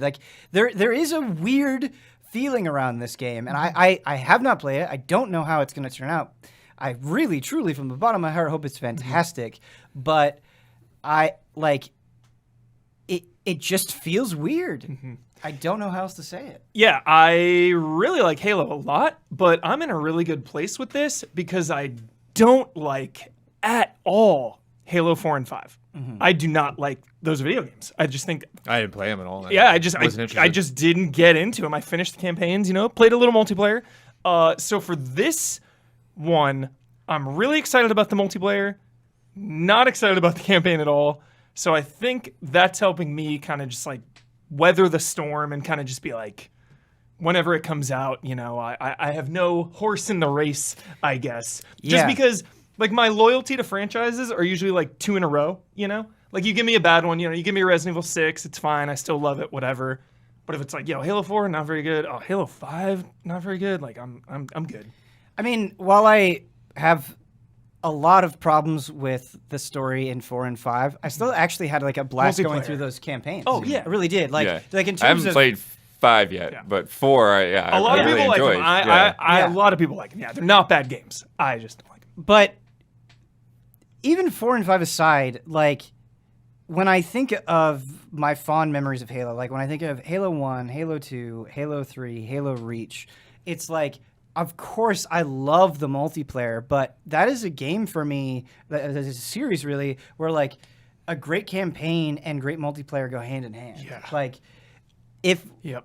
If the campaign is bad, even if the multiplayer is awesome, I'm still going to be immensely disappointed. Yes.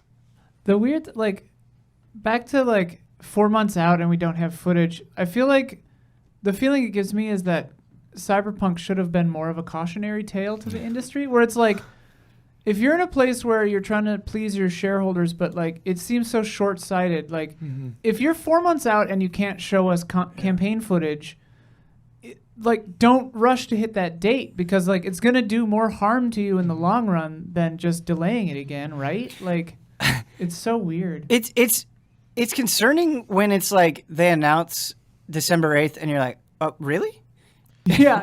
I was Are you almost sure? oh no. I was scared for them. I'm Yeah. that sounds awful. It sounds like everyone in your building just, started crying. It's just no, this is just not going to be fun. Who knows? They could totally stick the landing. Yeah, Could- absolutely. Multiplayer is free, right? Yeah. Yeah. Yeah. And if So you've got Game Pass, it's included. So And if you bought because- that new thing, you get it with it because I'm a sucker. So because that's free, is the main primary way they can make money is off the campaign, so they feel kind of obligated to launch it at Well, this no. point, And or stuff you can buy. Yeah. I think that the model The will online be, portion. Yeah. Okay. Yeah, I think the model may be similar to Destiny or Fortnite, where you do cosmetic stuff. But Yeah. honestly, I think this is the Game Pass game, where it's hey, new seasons. If you're a Game Pass member, you get it for free. They want you Sure. to just sub. It's weird to be more hyped about the story in the multiplayer than the campaign. I was endeared to That's that. kind of woman. where I'm at. I was Wait, endeared. right we're now. still waiting to find it. Yeah, that is Oh my yeah, current... because the last trailer we saw was just another weird Cortana Yeah. linked up Chiefs. thing. But I Yeah. did Another- Yeah. It's not a good place to start a trailer, Ben, because Yeah. they were and now we're going to show the multiplayer trailer, and I was like, oh, cool, and it's a cutscene. I'm like, the hell is happening right now? You know, so confused. Like, did they just say that wrong? Or like, oh, it's a character that's okay. All right. But I did get excited because it reminded me of like all the old Halo 3 cinematic trailers. How we got like all these. The campaign was just all over the place. You know. Yeah. Like, Well, and granted, that's just way too much money. I mean, spend on one game's advertising. But like I said, I think in Halo the campaign is really important to me, and even though I have story problems with 4 and 5, like I really had a blast going through just playing. The act of playing those campaigns were really fun, and like they were visually like very beautiful. But with Halo Infinite specifically, it's like, okay, like they're really like mixing things up, and this is like crazy. Like they're blowing this up. This is going to be open world Halo, and it's just like it's like with the Pokemon Legends, right? Where it's like the idea is so good, I just want you to nail it, right? I'm so conceptually excited by this Midnight idea. Suns, like Yeah. Please do that well. You can see it. How You can good it could be. Your brain is like this is like potentially a childhood dream. Yeah. You know I want Cyclops for Midnight Suns, and you know it's not going to happen. They're not digging that deep. So, Yeah, it seems like much as I that's love the him. roster. I Jones. disagree. wonder- Deep. You think? He's like Yeah, the main I- guy. I mean, you don't have to preach to the choir, man. You have to tell me. If there was a As company far as that would dig popularity deep, goes, you it's gotta dig. Firaxis, Oh, yeah. you know. Yeah. I mean, Cyclops sucks, and you're weird for liking him, but It's like, no, what? Cyclops is cool. Yeah. What are you talking about? Cyclops is cool. What is your issue with Cyclops? What Why is the does problem? Cyclops suck? He's very vanilla. He's very the leader. vanilla. He's the babysitter. He's the one who's always yeah, telling he's people what like, to do. no, Logan, you can't have any Right, fun. right, right. Yeah, have you ever In a heard lot of a of- straight man? Well, like, that's the thing. yeah. In a lot Oh, of cases, yeah, it's a mutant believe him. academy. I'm It's- sorry that it's they have a Cyclops leader versus that has a Wolverine. clear head and makes good decisions and actually has a fascinating relationship with Jean Grey, who goes psycho. Sorry. Trust me, straight men are everywhere. I know. Like, just you can't let everything slide. Cyclops is great. Optic blast, man. Optic blast. Optic blast. I love a giant optic blast. Love it. Yeah. Marvel vs. 'Cause it's Capcom. sick. Marvel vs. Electricity Capcom just 2 is still the biggest one I've ever. It just Yes! fills the entire screen. Do you It's like just the? ridiculous. Do you like a stone cold? Optic what? Do you like a stone cold Cyclops where he's just like blasting you, or do you like a Cyclops that's like, ah? It depends. Okay. In storytelling, I like the Stone Cold. Okay. But for like fighting game, like Yeah. art for like ads aside, yeah. I like when he's like shooting in the sky, or like you're hitting Yeah. a plane. What are you doing? I think the only X-Men I didn't really like was Jubilee. She was really annoying in the cartoon. Oh, I like Jubilee. Really? There we go. I didn't like Jubilee as a kid, but I like Jubilee as an adult. Yeah, maybe I need to give her another shot. Because as a kid, I was like, who's this? Yeah. Yeah. Now I'd probably be like, that's me. Yeah, Jubilee rules. Sadly, there were Fireworks. no X-Men featured at the Xbox Gamescom showcase. There was nothing featured at the Xbox. Stray Blade was announced. Ugh. Stray Blade. Stray Blade. Fight to regain your freedom in hyper-responsive combat scenarios, explore ancient ruins for rare crafting materials, and survive glorious battles versus legendary foes. It aims to blend Metroidvania elements with intense Souls-like combat. And I think it showed up at Keely's thing as well.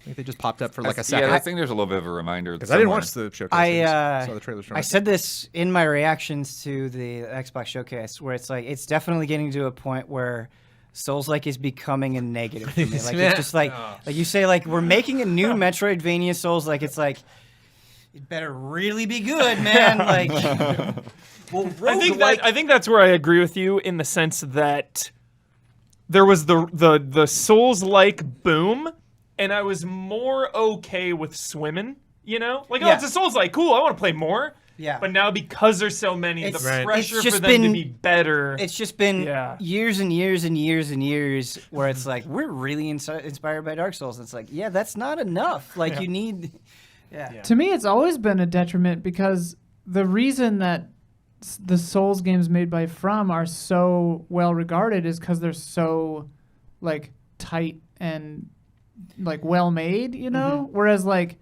a lot of the pretenders just feel like, hey, we made it difficult. I But don't it's know like not if I tight agree with enough that. to be the worth it. I think you just need a hook where it's like the Souls-like Metroidvania market is like so oversaturated. I think that's why like something like Blasphemous immediately comes to mind, where it's like, okay, yes, this is clearly Souls-inspired, but it's just so visually incredible that it grabs your attention, right? It really, it doesn't just like rest on it being a Souls-like, right? It's just like a super creepy, gothic, incredibly detailed world that like you're drawn to. And I feel like a lot of times, like I see these games and it's like, this looks like Souls, but I can't find the hook. Like what here makes me like want to play it, or what makes it so much different than everything else. I'm into SteamWorld games. I'm drawn to those. Yes. The SteamWorld team is working on the Gunk. Yes. And Gunk looks Which is Xbox fantastic. exclusive. Like just visually, it really stands out. Yeah. That was at the Xbox showcase, right? That was the best thing Yes. they showed. Yeah. Coming this December. More Gunk, I think Forza please. Horizon 5. Oh was- yeah. Sorry. Oh yeah, Yeah. Forza Yeah. Horizon 5. November 9th. Yeah. Keeping me on point. No, Yeah. but Gunk, Yeah. Gunk No, looks great. no. I'm not trying to take away from Gunk. Yep. Yeah. Yeah. Gunk and Every Forza. time Gunk is shown, though, it's like so brief. Yeah. It Yeah. is. Yeah. I'm Yeah. just. Yeah. That's true. And I thought SteamWorld Quest was the first time they Yeah. didn't give me a 10 out of 10. Yeah. Like Steamworld Dig 1 and The pace 2 of that and, game was a little and rough. Heist I just adore. And Quest was just okay. So I'm wondering if maybe they were just like prioritizing the Gunk, because it does seem like a much bigger. I don't think they probably were working on both of those at the same time. Okay. There's know some that math they're- involved there. There's some numbers, there's some math. Their modus operandi before was like a game a year, I think, or maybe every other year. Gunk feels like it's taken a little longer than usual. Obviously, COVID, but Play SteamWorld Dig 2. But like also, SteamWorld it's Dig a is phenomenal. huge Perfection. different direction for Very them. different direction, Yeah, yeah. And a big 3D world and all that. So there's a whole lot of other yeah. things that have to go into it. I love when things are a different direction, but some like it fits. You know, it's like Yeah. yes, I can. It still has your kind of signature on it in a cool way. Do we want it to be in the SteamWorld universe? I was just thinking. we about want it? that. I think it'll either be, knowing them, I think it'll either be distant past or distant future. Right. Yeah. That'd be if great. They time travel, I'm okay with it. It'll be for sure. linked for sure. Cool. And there will. I mean, you're going through caves and stuff. There'll be Easter eggs. You'll find something. They'll Ooh, what's this definitely big be- robot yeah. anyway?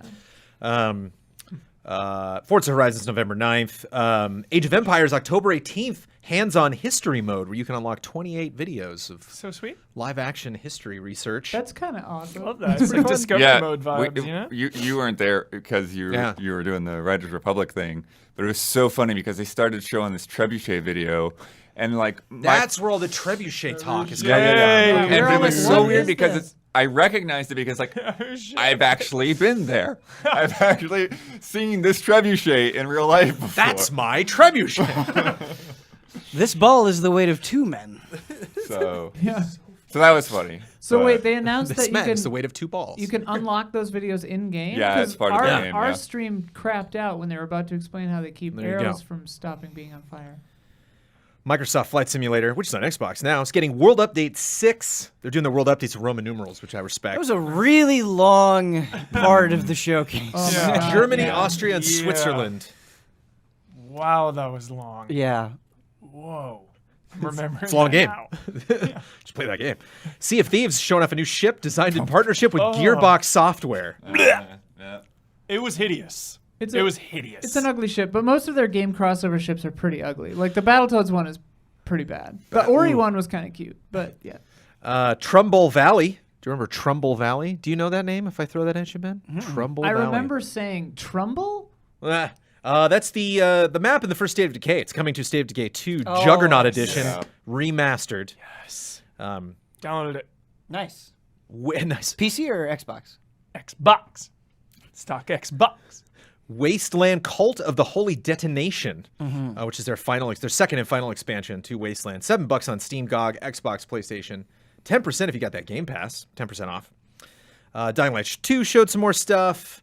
Crusader Kings 3 is coming to PlayStation 5 and Xbox Series X, which fans of that game are like, what? Yeah, like, like, how is how? that? That is maybe the clickingest game of 2021, and they are completely redesigning the UI. I guess it's getting haptic feedback on the PlayStation 5. Hey man. Not sure what Crusader Kings 3 needs to Whoa.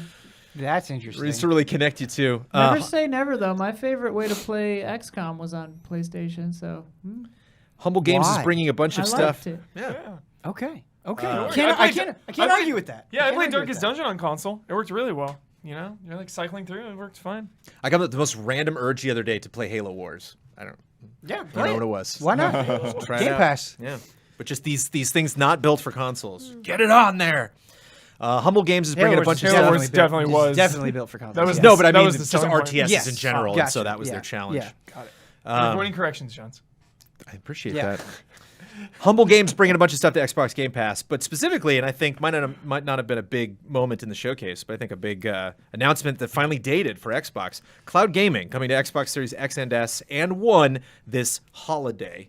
Don't know specifically. Xbox Yeah. Game Pass Ultimate is required. And Hey, wait, Signalis looked really cool from the Humble thing. Yeah. Oh, from the Humble Game. Oh, nice. Looked Yeah, there was like a weird, montage. freaky, yeah, I don't know. Market intelligence firm Newzoo made the claim this week that cloud gaming will generate $6 billion globally in 2024. So a lot of people think, Okay. market intelligence thinks that cloud gaming is going to be big. And we've just, there's lots of updates that I've been like, should I bring this to the podcast of them being like, it's coming to this console or they're having this beta. Cloud gaming is going to happen someday. Holiday. We're getting into it with Get Xbox your coin specifically. investments ready. Right. Yeah, I think Time to invest. yeah, it's the 1-2 punch of Game Pass plus xCloud, but it's all dependent on the connections. It's so dependent on it. I'd be curious. I got my internet finally fixed not too long ago, but I haven't been able to put it through its paces to actually see what the improvement is. So I need to pop on the Stadia and the Luna and all that stuff and see how they fare these days, and then maybe it's give the xCloud a try as well. Let me know if Arkham Origins runs well on PS Now. But yeah, that's the one thing that's been interesting about xCloud is it's just been such a slow incremental rollout, which I think is probably good on their part. But yeah, at actually being playable on a console. So now like one of the headlines out of that is like you can play Series X games on an Xbox One. Yeah. It's kind of an interesting concept. And I think it's gonna it's gonna push things in some new different directions. It'll make it, if it did work well wherever I travel to, it would be interesting to take the Xbox One and leave the more expensive Series X at home. Sure. And like, all right. Huber, There we we've go. had this conversation before, but have you tried PS Now and PS5? Not on PS5. No. Yeah, no, Legit? Yeah, we had this exact same conversation on Frame Trap. Yes. You played on PC and PS4. Every time I tried PS Now, I Yeah. was disappointed, and then I played it on Yeah. PS5. I remember now. And it was like night and day. Like, Wow. and I don't know if I just got lucky, but I mean, I've used it multiple times on PS5 and been really, really, really Sick. happy. And so I I would remember. try it on PS5 if you have not. All right. Ben Moore freaking It's that Red Dead Redemption on seal PS of Now. approval Yeah. right there. Easy way to play PS3 games, which is nice. Yeah. Also this week, there was a Bungie Destiny 2 event. Did you check this out? Are you excited I about this? am sucked back in. Wow. I'm fully sucked into the Destiny world. Because I was going to spend some Sucked time in. on this. Which but queen? Which queen? Which queen? Which queen? I'm so sucked in. It's a really, if you've been away from Destiny for a very long time, this is a really good time to get back in. It's this whole season. The entire There's a season lot. This is a huge update. is a build up to the expansion with like, Right. it's basically going to lead right into the So expansion. Season of the Lost is Yeah. building up to Witch Queen, which is Yeah. February of 2022, which is nice Yeah. because nothing's happening in February. It's gonna be nice. Yeah. I haven't played since like a little after Beyond Light, so it's always nice to just hop back in for some low stakes Destiny. I've been out of the loop for a while, but the community told me that it's in a very good place right now because with Beyond Light, I got burnt out because the dailies, the weeklies, all the bounties, there were 1 million things to keep track of at all time, and it just was stressing me out. I haven't been this stressed from just playing a video game for fun in so long. So everyone told me now that the grind is like an hour a week or a couple hours a week to like hit your quotas and stuff. That's what everyone said. I haven't tried it myself, but everyone's like, yo, it's in a really good spot right now. Low stakes, low investment. What is the status of load times in Destiny these days? Really good because they Yeah. had the current gen versions launch. I'm playing on PS5 now. Super good. Yeah. So way I better was just than they wondering, were. like, Yes. do you need to have Yeah. King of Fighters on one monitor to play Right. while Destiny is loading on the other monitor? Yeah. Way faster now. You do need to have something to play while you boot up Guilty Gear, though, because it takes forever. Takes a bit. Yes, it's ridiculous. Savathun, I guess is the Witch Queen. Yeah. And I liked when they announced her, they immediately said the height, like on social media. They were like, oh, by the way, here's her height. They knew. It's a new thing. Play into it. Welcome to the new era of tall gals in games. Yep. Gotta know. 21 feet. Did you look at? You just looked it I up. just looked it up. Woo-hoo-hoo. That's the bar. It's literally the height bar is She's set. the one to beat. Yep. And Gallarhorn. It's coming back from the first Destiny. Man, I never unlocked Gallarhorn, but I know that name. I saw that. Gotta get that. Gotta get it. Lance Barr retired. Who, if people are not familiar with Lance Barr, he designed the US NES and SNES. If you were familiar with those designs, you have Lance Barr to thank. I guess the original NES went to CES, and people were like, bleh. Like they didn't like it, and so they like got back, and Well, the whole it was team part of the jumping on him. console crash thing. So top loading reminded people of Atari. Nobody wanted to have anything to do with video games, and so they had to redesign the NES to look more like a consumer electronics product and try to distance itself a bit to get people, because people were like, I have my job because the last person lost their job trying to sell video games. It's a fun time. So yeah. He worked on the NES Zapper, Advantage, Max, hands-free controllers, and the Wii and the Wii Nunchuck. And he just on LinkedIn was like, yeah, retired. And people were like, wait, what? Like, so thank you, the person who saw that and knows who he is, because that's not a name I recognize, but he's done some great stuff. I wouldn't have either.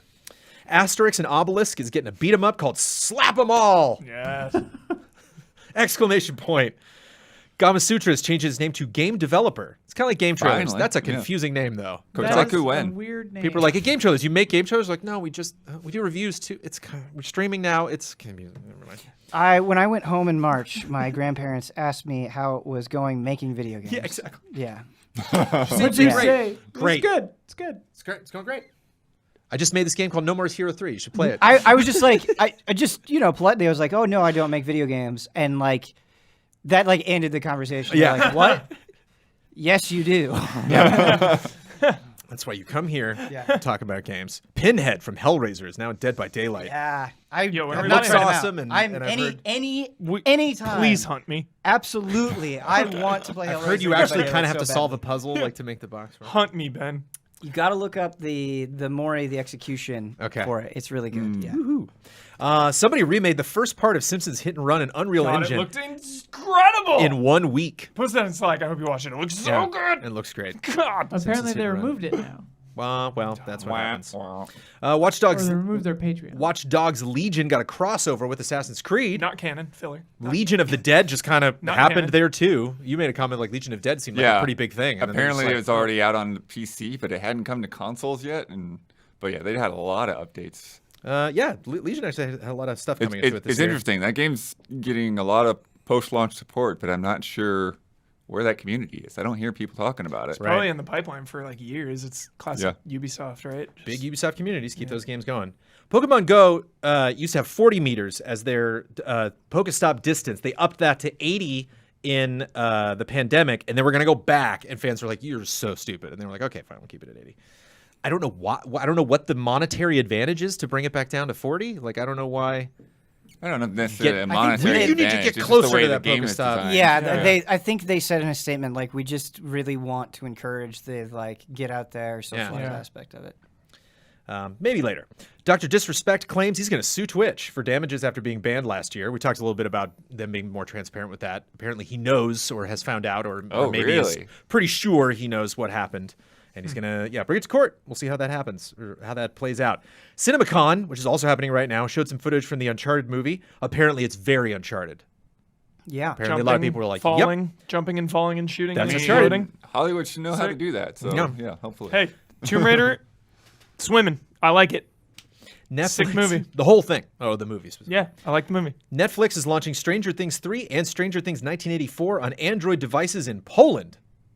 That's their slow rollout Wait, for say that Netflix again? games. Say that again. Stranger Things 3 and Stranger Things 1984 Yes. only on Android devices and only in Poland. So I think that's the game you're familiar with. Coming to Stranger mobile Things 3, the through game. Netflix. Oh my So god. I think we might not see something from Netflix for a while because these are things that like already existed that they're just kind of porting in a weird way because they took them off of other stores. I really hope they make another one of those when the new season comes out. That game is so fun. Speaking of Dead by Daylight, go get that Stranger Things stuff because going away. Yep. Activision Blizzard, the suit expanded to include contractors, not just the permanent employees within Blizzard, and the DFEH claims that Activision destroyed documents that they needed. Nice. But again, all this is just noise happening in the Just you when know, you think they couldn't get none of Yeah. that, yes, dumber. none of that has Yeah. been proven in the court of law. Have you There's seen the just, movie Boiler just Room? accusations. Right. Redding. Yeah. It reminds me of that one scene in Spider-Man: Homecoming with Shocker under the bridge. Right. You know what I mean? When they're destroying, when they got the paper shredder. That scene is a mood, dude. It is. Such a good. And they're changing McCree's name. But And we the change of don't know McCree's to what name. yet. Right. I'm waiting for more of that to develop. Yeah. To find out Nick what they're calling it Lawsuit, when am it I happens. right? Yes. And there's all sorts of little tiny details to go into there. Streamers are planning to ban Twitch on September 1st for hashtag a day off Twitch Ban to Twitch? protest. Boycott. Well, they're boycotting Boycott Twitch. Twitch, Sorry, yeah. They're doing their own bans. Twitch is gonna ban people. They're gonna ban them right back. Twitch, I ban you. Yeah, they're banned just for a day. To protest hate raids, which are getting a little bit out of control, and protesting out of Twitch's control. reaction Yeah. to it It's- specifically. I just Do better. Twitch. Confusing why they haven't moved farther and faster. I can't understand how it's ongoing. 38 Studios, which is not a thing anymore, they made Kingdoms of Amalur. The developers who used to work at 38 Studios are finally getting paid. It is a fraction of what they are owed, but they are finally getting that long overdue paycheck. And Fortnite is doing an event honoring Dr. Martin Luther King called A March Through Time, which is weird. It's nice. Obviously, this is a great man that we want to honor in many ways possible. Watching a bunch of people standing holding assault rifles watching video of him, it's weird. It's just a little strange. It's a weird game I saw people emoting during it all, and it was really. It's a little strange. weird. Superman It's weird to watching go a screen from with MLK an on it is Ariana just kinda Grande like, event to yeah, it just doesn't. yeah. Yeah, just the they should have maybe mixed it up a little and had people like maybe go into a theater or like have seats. Just everyone like emoting around during it didn't feel right. Right. Didn't feel right. Yeah, it feels like something that could almost backfire, right? Yeah. Like we Yeah. were just talking about hate Yeah. raids. It's like These are strange times. Yeah. Yes. And it's, and like you're Fortnite's a saying- strange game at a Yeah. strange time. Yeah. Like you're saying, it's good for people to see Of that course. speech and Of like course. expose young people to Martin Luther King. Like many Jr. decisions in gaming, the heart is in the right place. It's Yeah. just when you kind of step Yeah. back and look at the big picture, Yeah. it's odd. Yeah. It's odd. It is now time for Love and Respect.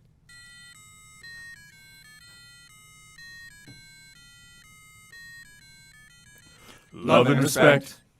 Sounding good. From Happy Gaming. There are a lot of movies and franchises being made into games nowadays, from Indiana Jones and 007 to the recently announced RoboCop, newly released Aliens game, and on top of that, the announcement that .emu wants to make even more based on nostalgic franchises. There doesn't seem to be any shortage of licensed properties being readapted into the interactive medium. With that in mind, I thought it would be fun to go over some films and franchises that could be adapted. I'll present two potential ways certain properties could be adapted into a video game spin-off. You are head publishers. It's up to you to give the go-ahead to only one of the two ideas. This is called That's a Wrap, as that was you should say to your decision. Have fun. The Bill and Ted franchise. Should we make a retro-style JRPG inspired by Chrono Trigger, where you go through historical events and build a crew of famous historical figures? I love it. Or, some of these are obvious, but they're fun.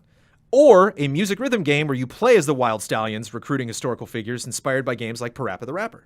The first one. The First first one one is so for much sure. more fun. Yeah. yeah. And like going to all the different time periods, yeah, that'd be awesome. They had a game back in Yeah, they did. the 90s.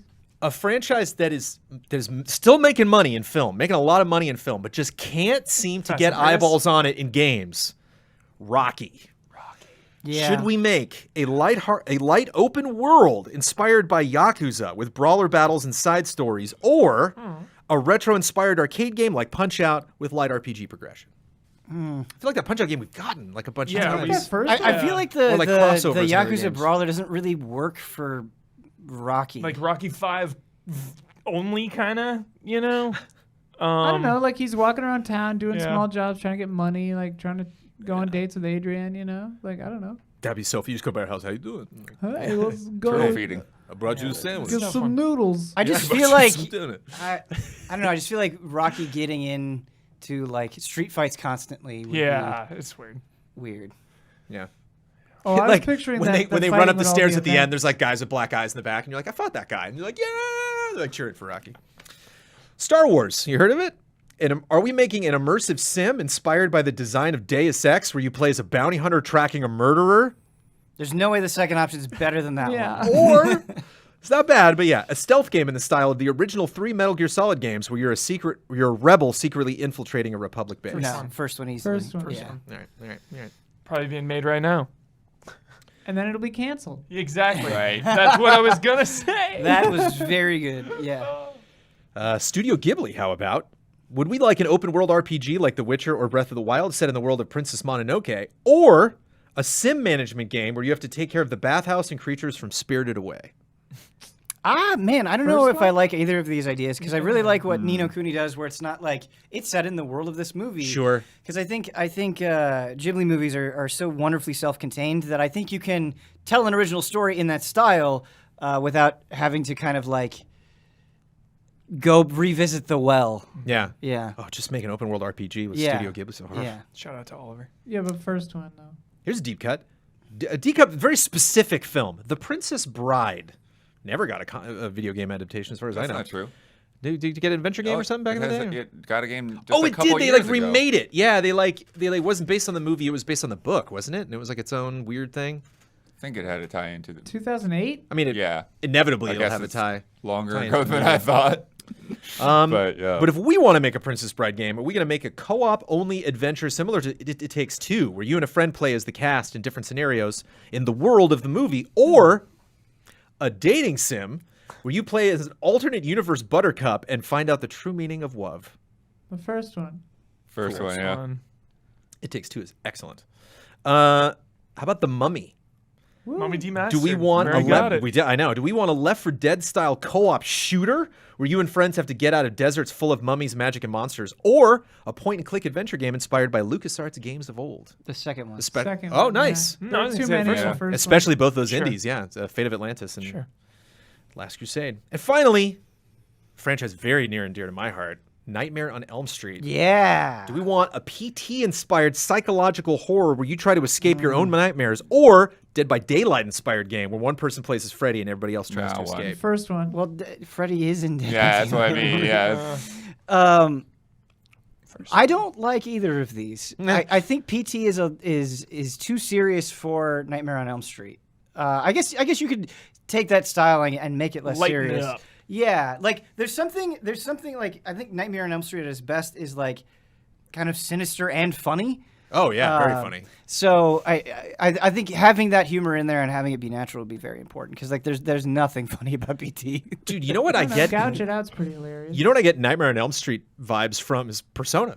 When I played Persona 5, I was like, this is kind of like Nightmare because it's these kids meeting Yeah. at school being like, what the hell Well, just and happened going last into night? these metaverses. Yeah. So it'd be fun. You could make an RPG where you're just trying to Yeah. take down Freddy, you know? Like, Yeah. Yeah. you just But you I keep think got to there's, go in, try to survive, and you lose kids and they drop out of the story, and you're like, oh, that guy was his powers were so cool. I think there's something too that could work in terms of this like fear of falling asleep. Like you've got to do activities or like pop caffeine or something. Right. It's like because I think there's when you're talking about a psychological horror, like that's sort of part of it too, where you turn a corner and you don't really know like am I asleep or am I awake right now? Yeah. And you start just getting those little clues that terrify you little by little. Well, Eternal Darkness, like that moment. Can you recognize yeah. that moment when it crosses over? Where you're in the Twilight Zone now. You're like, oh, That's- wait, the game's messing with me. I think that's actually the comparison is like an Eternal Darkness style. Like you're game. playing other game Yeah. genres because that's basically what he's doing. He's Yeah. messing with the dreams you're already Yeah. having. So it's like, you're like, Yeah. oh, I'm a soldier Isn't in it, this isn't dream, it and he's like, Nightmare 6 where he does Commander put them in a Freddy. video game and it's super stupid? I'm sure, yeah. Yeah. I get my numbers He does. confused. Yeah, I think it's 6.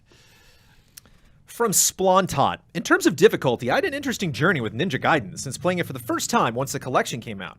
I booted up Ninja Gaiden 1 for the first time and naturally put the game on hard. Well, that was a bit of a mistake, I quickly learned, spending well over an hour in the first level So without reaching hard. a single checkpoint. I gave up, went to bed for the night, starting again when I got home from work the next day. This time, though, I put it on normal. I was pleasantly surprised that it wasn't just enemy health or damage that changed, but enemy types entirely. I progressed through the level, eventually beat it. Halfway through the second level, I apparently died too many times and wasn't paying attention as I mashed X to respawn and start again. Surprisingly, I got a cutscene of Ayane talking shit to me, and the difficulty dropped to Ninja Dog.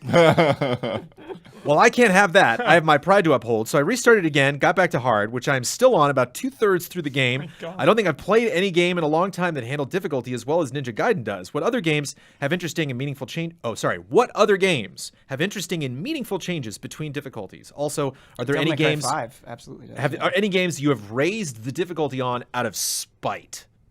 I mean, I love Right. Grounded Mode and Last of Us like so much. I don't know if I've raised the difficulty out of spite. I can't think of an instance. GoldenEye, baby. All the other stuff you have to do on the Yeah. higher difficulties. But I didn't do it like I wasn't. Sure. Yeah. My, I uh, wasn't- No, not that. I was yeah. just that was my example. My favorite RP element of Grounded Mode and Last of Us, Jones, is that Joel's revolver one-shots humans.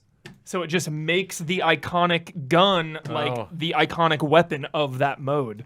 I just think it's so cool. I can Because think- ammo is so scarce, but you really rely on that pistol. I can think of an example that does kind of weirdly apply to this, where it was a very specific time where I was really into achievements, and I was playing everything on hard, and I was playing Enslaved Odyssey of the West, and I was playing it on hard, and it was not fun. Like it was like because the combat wasn't like that great, and so like making things harder just wasn't super fun. I do really like that game, but it's like I should have put it in normal, and I was like, no, I'm gonna do it, and I was really stubborn about it Yeah. at the time.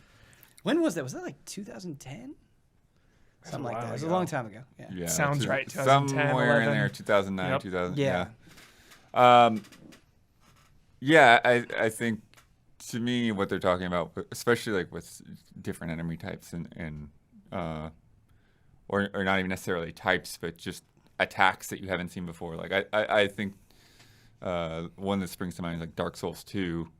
You know, when you can new game plus like a region, an area, and there are things that you could go through that whole game and never see those enemies, and then when you get into the new game plus, then like, oh, there's this giant pig or whatever I haven't seen before. And I really like that kind of idea and the GoldenEye idea, where you're not just Additional objectives. yeah, you're not just making things into bullet sponges. Yeah. Basically. Yeah. Yep. I really love optional objectives for challenges. So I've been playing Shadow of War, and when you do challenges in that, it's like, okay, yeah, if you just get through it, you'll get this reward. But if you do this bonus objective, you also get this reward. If you do this other bonus objective, you'll also get this reward.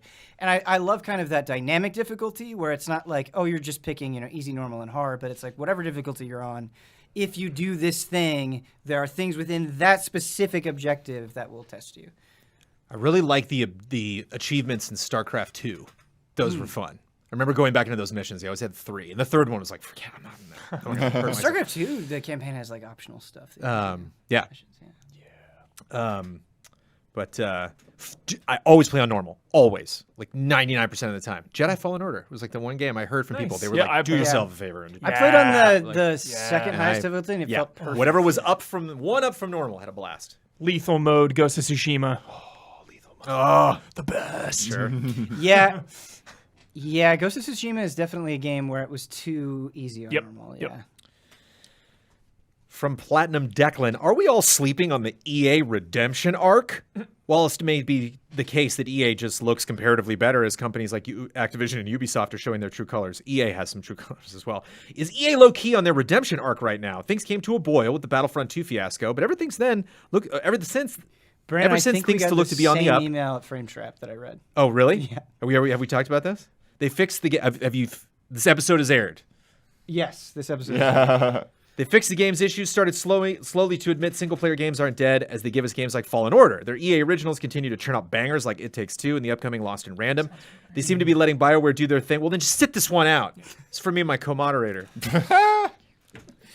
They've just announced the much-anticipated Dead Space remake. The new Battlefield looks phenomenal, and I can say I've never played a Battlefield game before. It's hard to remember now, But Capcom over 5 years ago were in a similar boat to EA as they dragged their IP through the dirt. But look at them now, possibly the most beloved third-party developer out there with big hits every year. So are EA on their way to our good books once again? Or am I being too optimistic and giving them too much benefit of the doubt? I know FIFA will continue to be an issue, but if people are willing to buy that game every year and keep the stuff away from other franchises, it doesn't really affect us.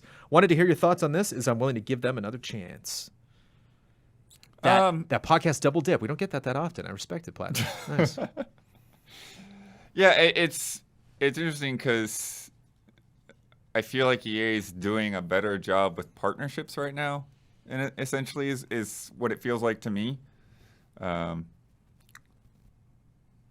so, yeah, It Takes Two is a good example of like they're sort of funding that and they're making that happen, but that's Joseph Ferris and his team really that's really brought that, and Respawn, they're owned by EA now, but it just feels like EA hasn't screwed with that the way that they typically do. Yes. And I feel like perhaps DICE has sort of been shielded somewhat from that as well, but I don't know. We'll have to see, because I just feel like with the stuff that's happened with Visceral and the stuff that's happened around Star Wars in general with the EA, like I'm not entirely sure I'm there yet. Like it's not been a whole lot of train wrecks otherwise. It's just Star Wars Squadrons was a BioWare's surprise. BioWare's still in Yeah. a weird spot. I think BioWare's if they can put out some new really great stuff, then maybe I will start getting there. The Legendary Edition was a nice Yes. Yeah. win. I'm very much that was a that. win.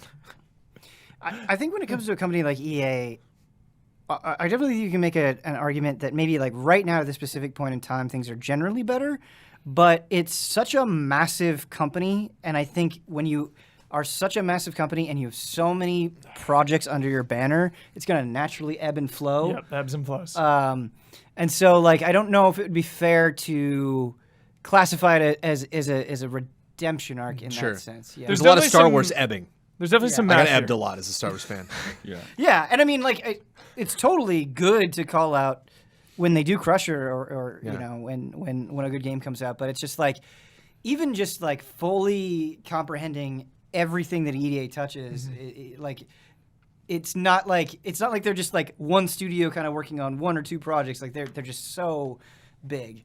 I need Battlefield to be one of the best in the franchise. I need it. 4, 5, and 1 were not as good to me as 2 and 3. Totally. And I need it to swing up. I need this one to be one of the best Battlefields. I have those level of expectations for it.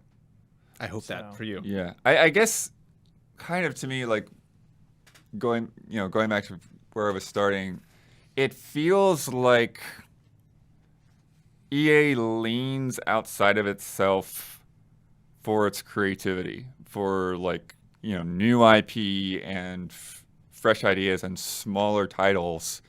And so their in-house stuff, it just feels, it's like, okay, we're going back to Battlefield, we're going back to our sports games, we're going back to Need for Speed, and it doesn't, Sims, trucking along, but it doesn't feel like a lot of these like smaller, fresh ideas are coming. They're allowing their teams internally to do that kind of thing. Yeah. And then when they sort of do, like they're not, it's almost like they reach for the sky like way too crazy, like Anthem, and don't really have a solid idea where it's going. Where I would disagree with you is I think Star Wars Squadrons really kind of had that spark to it and didn't feel like it reached too far. Yeah. But it's not really a fresh idea or a fresh IP either. So. It's maybe not a fresh idea or fresh IP, but it is a type of game that it's not like another military shooter, right? It's not a battle royale. It's like, it's not a space that I think is being heavily explored. Yeah, and it's hardcore. Yeah. Like if you there's a lot of buttons and mechanics. Like I was playing on normal and dying sometimes and just like forgetting all the mechanics. I was like, they did not water this down. They went for it. I can't tell if EA is excelling or just doing what I would expect of EA. Like that's the I am glad, and I mentioned this previously. That I was like, wow, EA's actually not screwed up too much lately. But I just can't tell like what the image that I have of EA is just different from other companies. Kind of like Sony, where they're just like they have to hit a home run every time they go up to bat, and it's like that's just not how you play baseball. You gotta ebb and flow, like you were saying. And they're just You're supposed to nope, lose everything, 7 out of 10 times. We're not gonna start something unless it was guaranteed. I think the other to thing make with- boatloads of money. With EA is I totally agree that they've done a lot of great things. I haven't even played It Takes Two yet, and I've heard nothing but like Fantastic. praise heaps to the top of it. And I loved Way out. Jedi Fallen Order.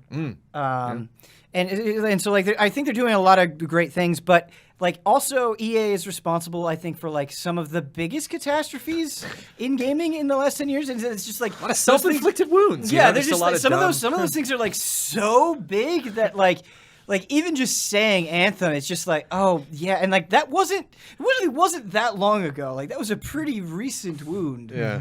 Yeah. We'll see. Give them more time. They're on the up and up.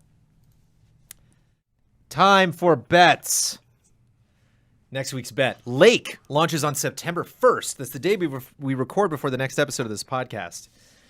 I'm aiming for it to be Damiani. You're doing Mike and Mike on Wednesday, so it might have to be after Mike and Mike. It might be Brad next week. Either Brad or Damiani, who is ever not in this room and not on this podcast and will not know these bets, is going to drive around that lake. I want to know how long it takes to circle the lake in Lake. Michael Huber. It's a great bet. I'm saying 8 minutes and 47 seconds. Okay. Ben. I said 7 minutes. 7 minutes. Isla, wait, hold on. The other two, we have this God, team out of the way. how do you Isla, do that? you're all on the Okay, same team. hang What? on. I gotta cut. I know, this out. co-moderator, 5 people. It's Yeah. been a while. 12 minutes. Wow, 12 minutes. Because I also kind of think maybe right off the bat there might be something blocking them, so maybe they can't. It's funny that your bet is the name of a game Of a that different just game. came That's what I was out. thinking. Oh Yeah. yeah. I usually do multiples of 6. All right, Bloodworth, what is it? 7 minutes and 2 seconds. Wow, I went Oh. low. 2:15. I went low. Nice. Because So I'm we'll starting see. to feel like this might be too long. I don't know. Okay, there it is. Yeah. Shit. With all the bets, I wish I had said like 5. That's the whole point. Yeah. This week's bet, Aliens Fireteam Elite launched on August 24th. I read the last 10 reviews on OpenCritic. How many times did I count the right. word I'm so mostly? ready for this. Whoa. Mostly. What a weird word. It is a weird word. How many times They do you only think come you out would at pop it night. out in 10 reviews? Mostly. How many times, Come out at Bloodworth? night, mostly. 6? 5? Yeah. 5 or 6? It's gonna be like 55. Michael Damiani bet 3. 55. Brad Ellis bet 3. Isla Hink bet 3. I didn't understand the bet. It's on me. 3 bets, same bet. Huber bet 2 just underneath that. I thought 15. That was my bet. I said Jones. IGN had 0. Metro Game Central had 0. Stevivore, which I'm not familiar with, had 0. Oz Gamers had 0. Skewed and Reviewed had 0. Console Creatures had 0. Checkpoint Gaming had 0. Hardcore Gamer had 1. Game Watcher had 1. And Game Skinny had 3, bringing it to 5, which is above, but they're all the same bet, and they all win. Woo! Well, who's the closest? It's like We all said Michael three. Damiani, Brad Ellis, and Isla Hink all win. They We all all said Isla's the only 3. one here. We so all they said three, 3, yeah. right? They all said 3. Yep. Nice. Bringing the absolutely terrible score to Jovial Penguins 23. It's a first for me. It's my first nude scene. Vociferous Beavers 15. Nom, nom, nom, nom, nom, nom, nom, nom. Man. And we can do it technically, but rough. Oof. We'll see. Come on, Lake. Get around that lake quickly. Let me tell you about patreon.com/EZAllies. Patreon.com/EZAllies is where you can go to get more engaged with Easy Allies. For $5, you can get this podcast 2 days early. And I know it's fun to talk about video game news all week, but sometimes that video game news is hot and spicy. You want that immediately. If you're thinking this is a fun podcast, I wonder if I can get it earlier. You can, 2 days earlier. The morning, the second I am done getting sleep and ready to post that sucker after cutting it, you can get that podcast on patreon.com/EasyAllies. And no sponsors. If you just want that on Sundays when the podcast goes up for public, you can get that for just $1 for no sponsors. You'll just get it at the same time as everybody else. We have a shout out tier. It's the last time I will be reading the shout out for what month are we in? August. This is the last time I'm reading August shout outs. Shout out to this crew, tip top tier, patreon.com/EasyAllies. Thank you very much to them. Shout out to Elthanis, Greg the Dark Knight Kettering, Caleb Togi Crawford, Estocal, and Nick. Shout Shout out. Isla, you get to promote any Easy Allies video you'd like to promote. You get the final word on anything you disagreed with, want to reiterate, or just popped into your head, and you get to sign off with your Wait, trademark. but 3 people sign off. won. I know, but none of them are here. Yeah. Isla's the only one that's here. I see what you're saying. You know what I mean? But We that's- swapped the that's sh- we swapped the structure of seats around. podcast. Reaps the Yeah. rewards. Usually it's whoever's in the seat, whether Okay, fine. I just think gotta you're, It's split- I think not you're enough bending the that they got rules. 3 points and think- one of them's here. I think- Let's I give think a you're thing to bending Ben, the- yeah, and let's yeah, give a bending the thing rules, to yeah. Huber. No, I don't want Because anything. they're feeling really left out. No, Ben, you can have I can have clearly it, winning but I the want the year of acknowledgement. bets. Huber was there and I'm said so the sorry. wrong thing. Yeah. I'm so oh yeah, sorry. Huber Huber would doesn't be get out. anything. Yeah. Okay. Throwing gas on a non-situation. Not Between- throwing gas. Between Ben and throwing Isla, gas. what do we want here? Ben, what do you want? I don't. You know, Isla can have it all. I just wanted to Okay, have you just my want to voice make be heard. Got it. Okay. Okay. What the hell? Underrepresented the jovial penguins. Yeah. I'm learning. Not feeling Yeah. the wins, the penguin quotes. Not enough. It was enough Take to it make away, John Isla. salty, I think. just want to win, damn it! Yo, Keely's in the Muppets Haunted Mansion. Yeah. What in the world are you doing to me? You gotta get out of this podcast. Isla, finish it up. Huber, you're I don't know what to pitch or say. I didn't disagree with anything.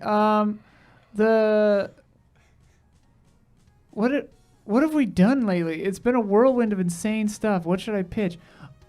We shot something recently that I'm excited about, but I haven't cut it yet. But Mysterious Monsters is coming back. I did a synth stream. I don't know. Watch that. Good night and good game.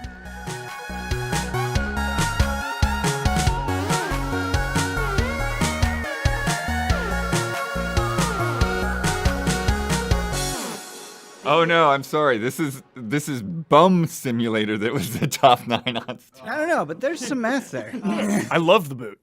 It's a great looking boot, yeah. Which queen?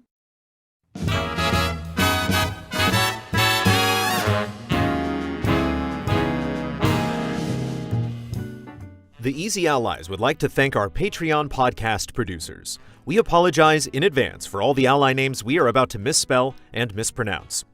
Caleb Togi Crawford, L. Thanis, Estocal, Greg the Dark Knight Kettering, Nick, Edgar M. Hernandez, Walker Hope, Will Schmuck, Alex AI, Alexander Zirianov, Alexandra Reyes, Ali Cat, Beaten Down Brian, Bradley Speeds, Daniel Portillo, Dave Red, Discarded Digit, Douglas Chomich, Freya Lawson, Hayden Hargraves, Happy Gaming, Jay Shee, Jesse Blue, Jose Gutierrez, Miguel Rivas, Nicholas Johnson, Paulo Costabel, Richard G. Flowers, Rob Bob Will, Robert Stoffel, Roy Sung, Sage Mode Q, Sigma, S-Snake 24, Chum Nguyen, Valmar, Angelo D'Elia, Aurelien Grenier, Blue, Brandon White, Brian Kruger, Dale Sun, Gary James, G. Levin, James Vitt, Jan Tyson, Jesper Popmel Dufay, John Burns, Kroldemort, Lath, Luke Bennett, Mango, Marcel Markov, Mark J. Betters II, Matthew Holcomb, Matthew Pauling, Nathan Watkins, Oni Blackmage, Pete Shoemaker, Robert Crouch, Ryan Anderson, Sam Handrick, Stepan Hakobian, Stephen Thomason, The Banana Forklift Killer, Todd Yurkovic, Rack, Zachary Wingate.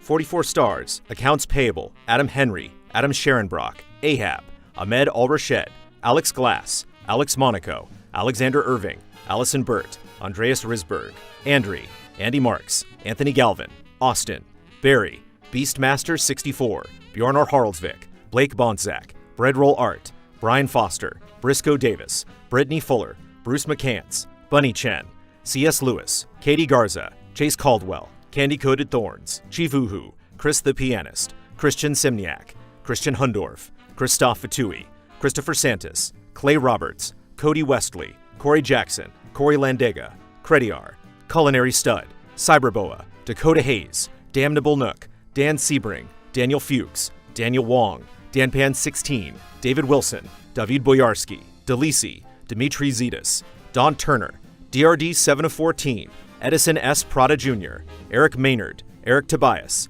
Eric Gustafson, Espen Gotchman, Ethan Satz, Ethereal Ether, Faraz Rizvi, Fishflop, Forrest, From the Void, Gabriel Aberg, Glenn Olson, Gustav Strombohm, Hadi Ali, Haley Hill, Harrison Holt McHale, Helen Y, Hitman 47, I Sun Chor, Ian Anderson, Isaac Swanson, Jay Aldiar, Jameson Lapine, Jana, Jason I, JC3, Jeffrey Ruchtenwald, Jeremy Ferris, Jesse Fish, Jesse Wilkeson, Jethrin, Joe Frantic, Joel Short, Joey Din, John Gallagher, Jojo Denko, Jordan Phillips, Joshua Vanswall, Jose Carlos Madrigal, Julius Garcia, Junyo Motomura, Justin Payne, Carl Williams, Kevin Gillet, Lars Berger, Lee Young, Leon Keys, Lindsay Wells, Linson Wu, Liam Ahern, Luis Sabara, Line Crown 19, Malcolm Moschette, Malianware, Manuel Thomas, Marcel Guru 17 Froelich, Marco Hernandez, Materia Addict, Matthias Clare,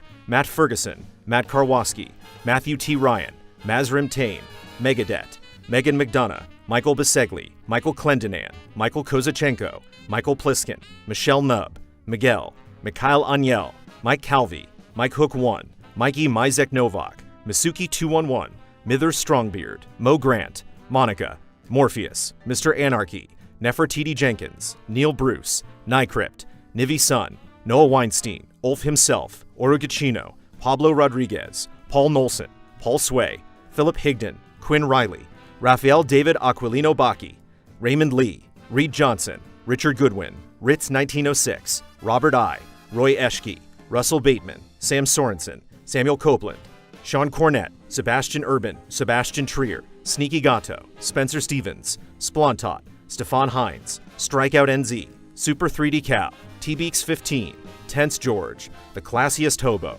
Tim Strothman, Thomas Blaze Fauchereau, Tim Mann, Tim O'Keefe, TJ Sullivan, Toasty Soul, Tom Masterman, Travis Ing, Travis Miosi, Trevor Thomas, Tristan Howard, Trizac, Tuttle, Tyler Wallace, V8 Dave, V. Curare, Volker Bach, Wavy Chula, Willow Pingree, Wobess, Wouter DeHaze, ZK.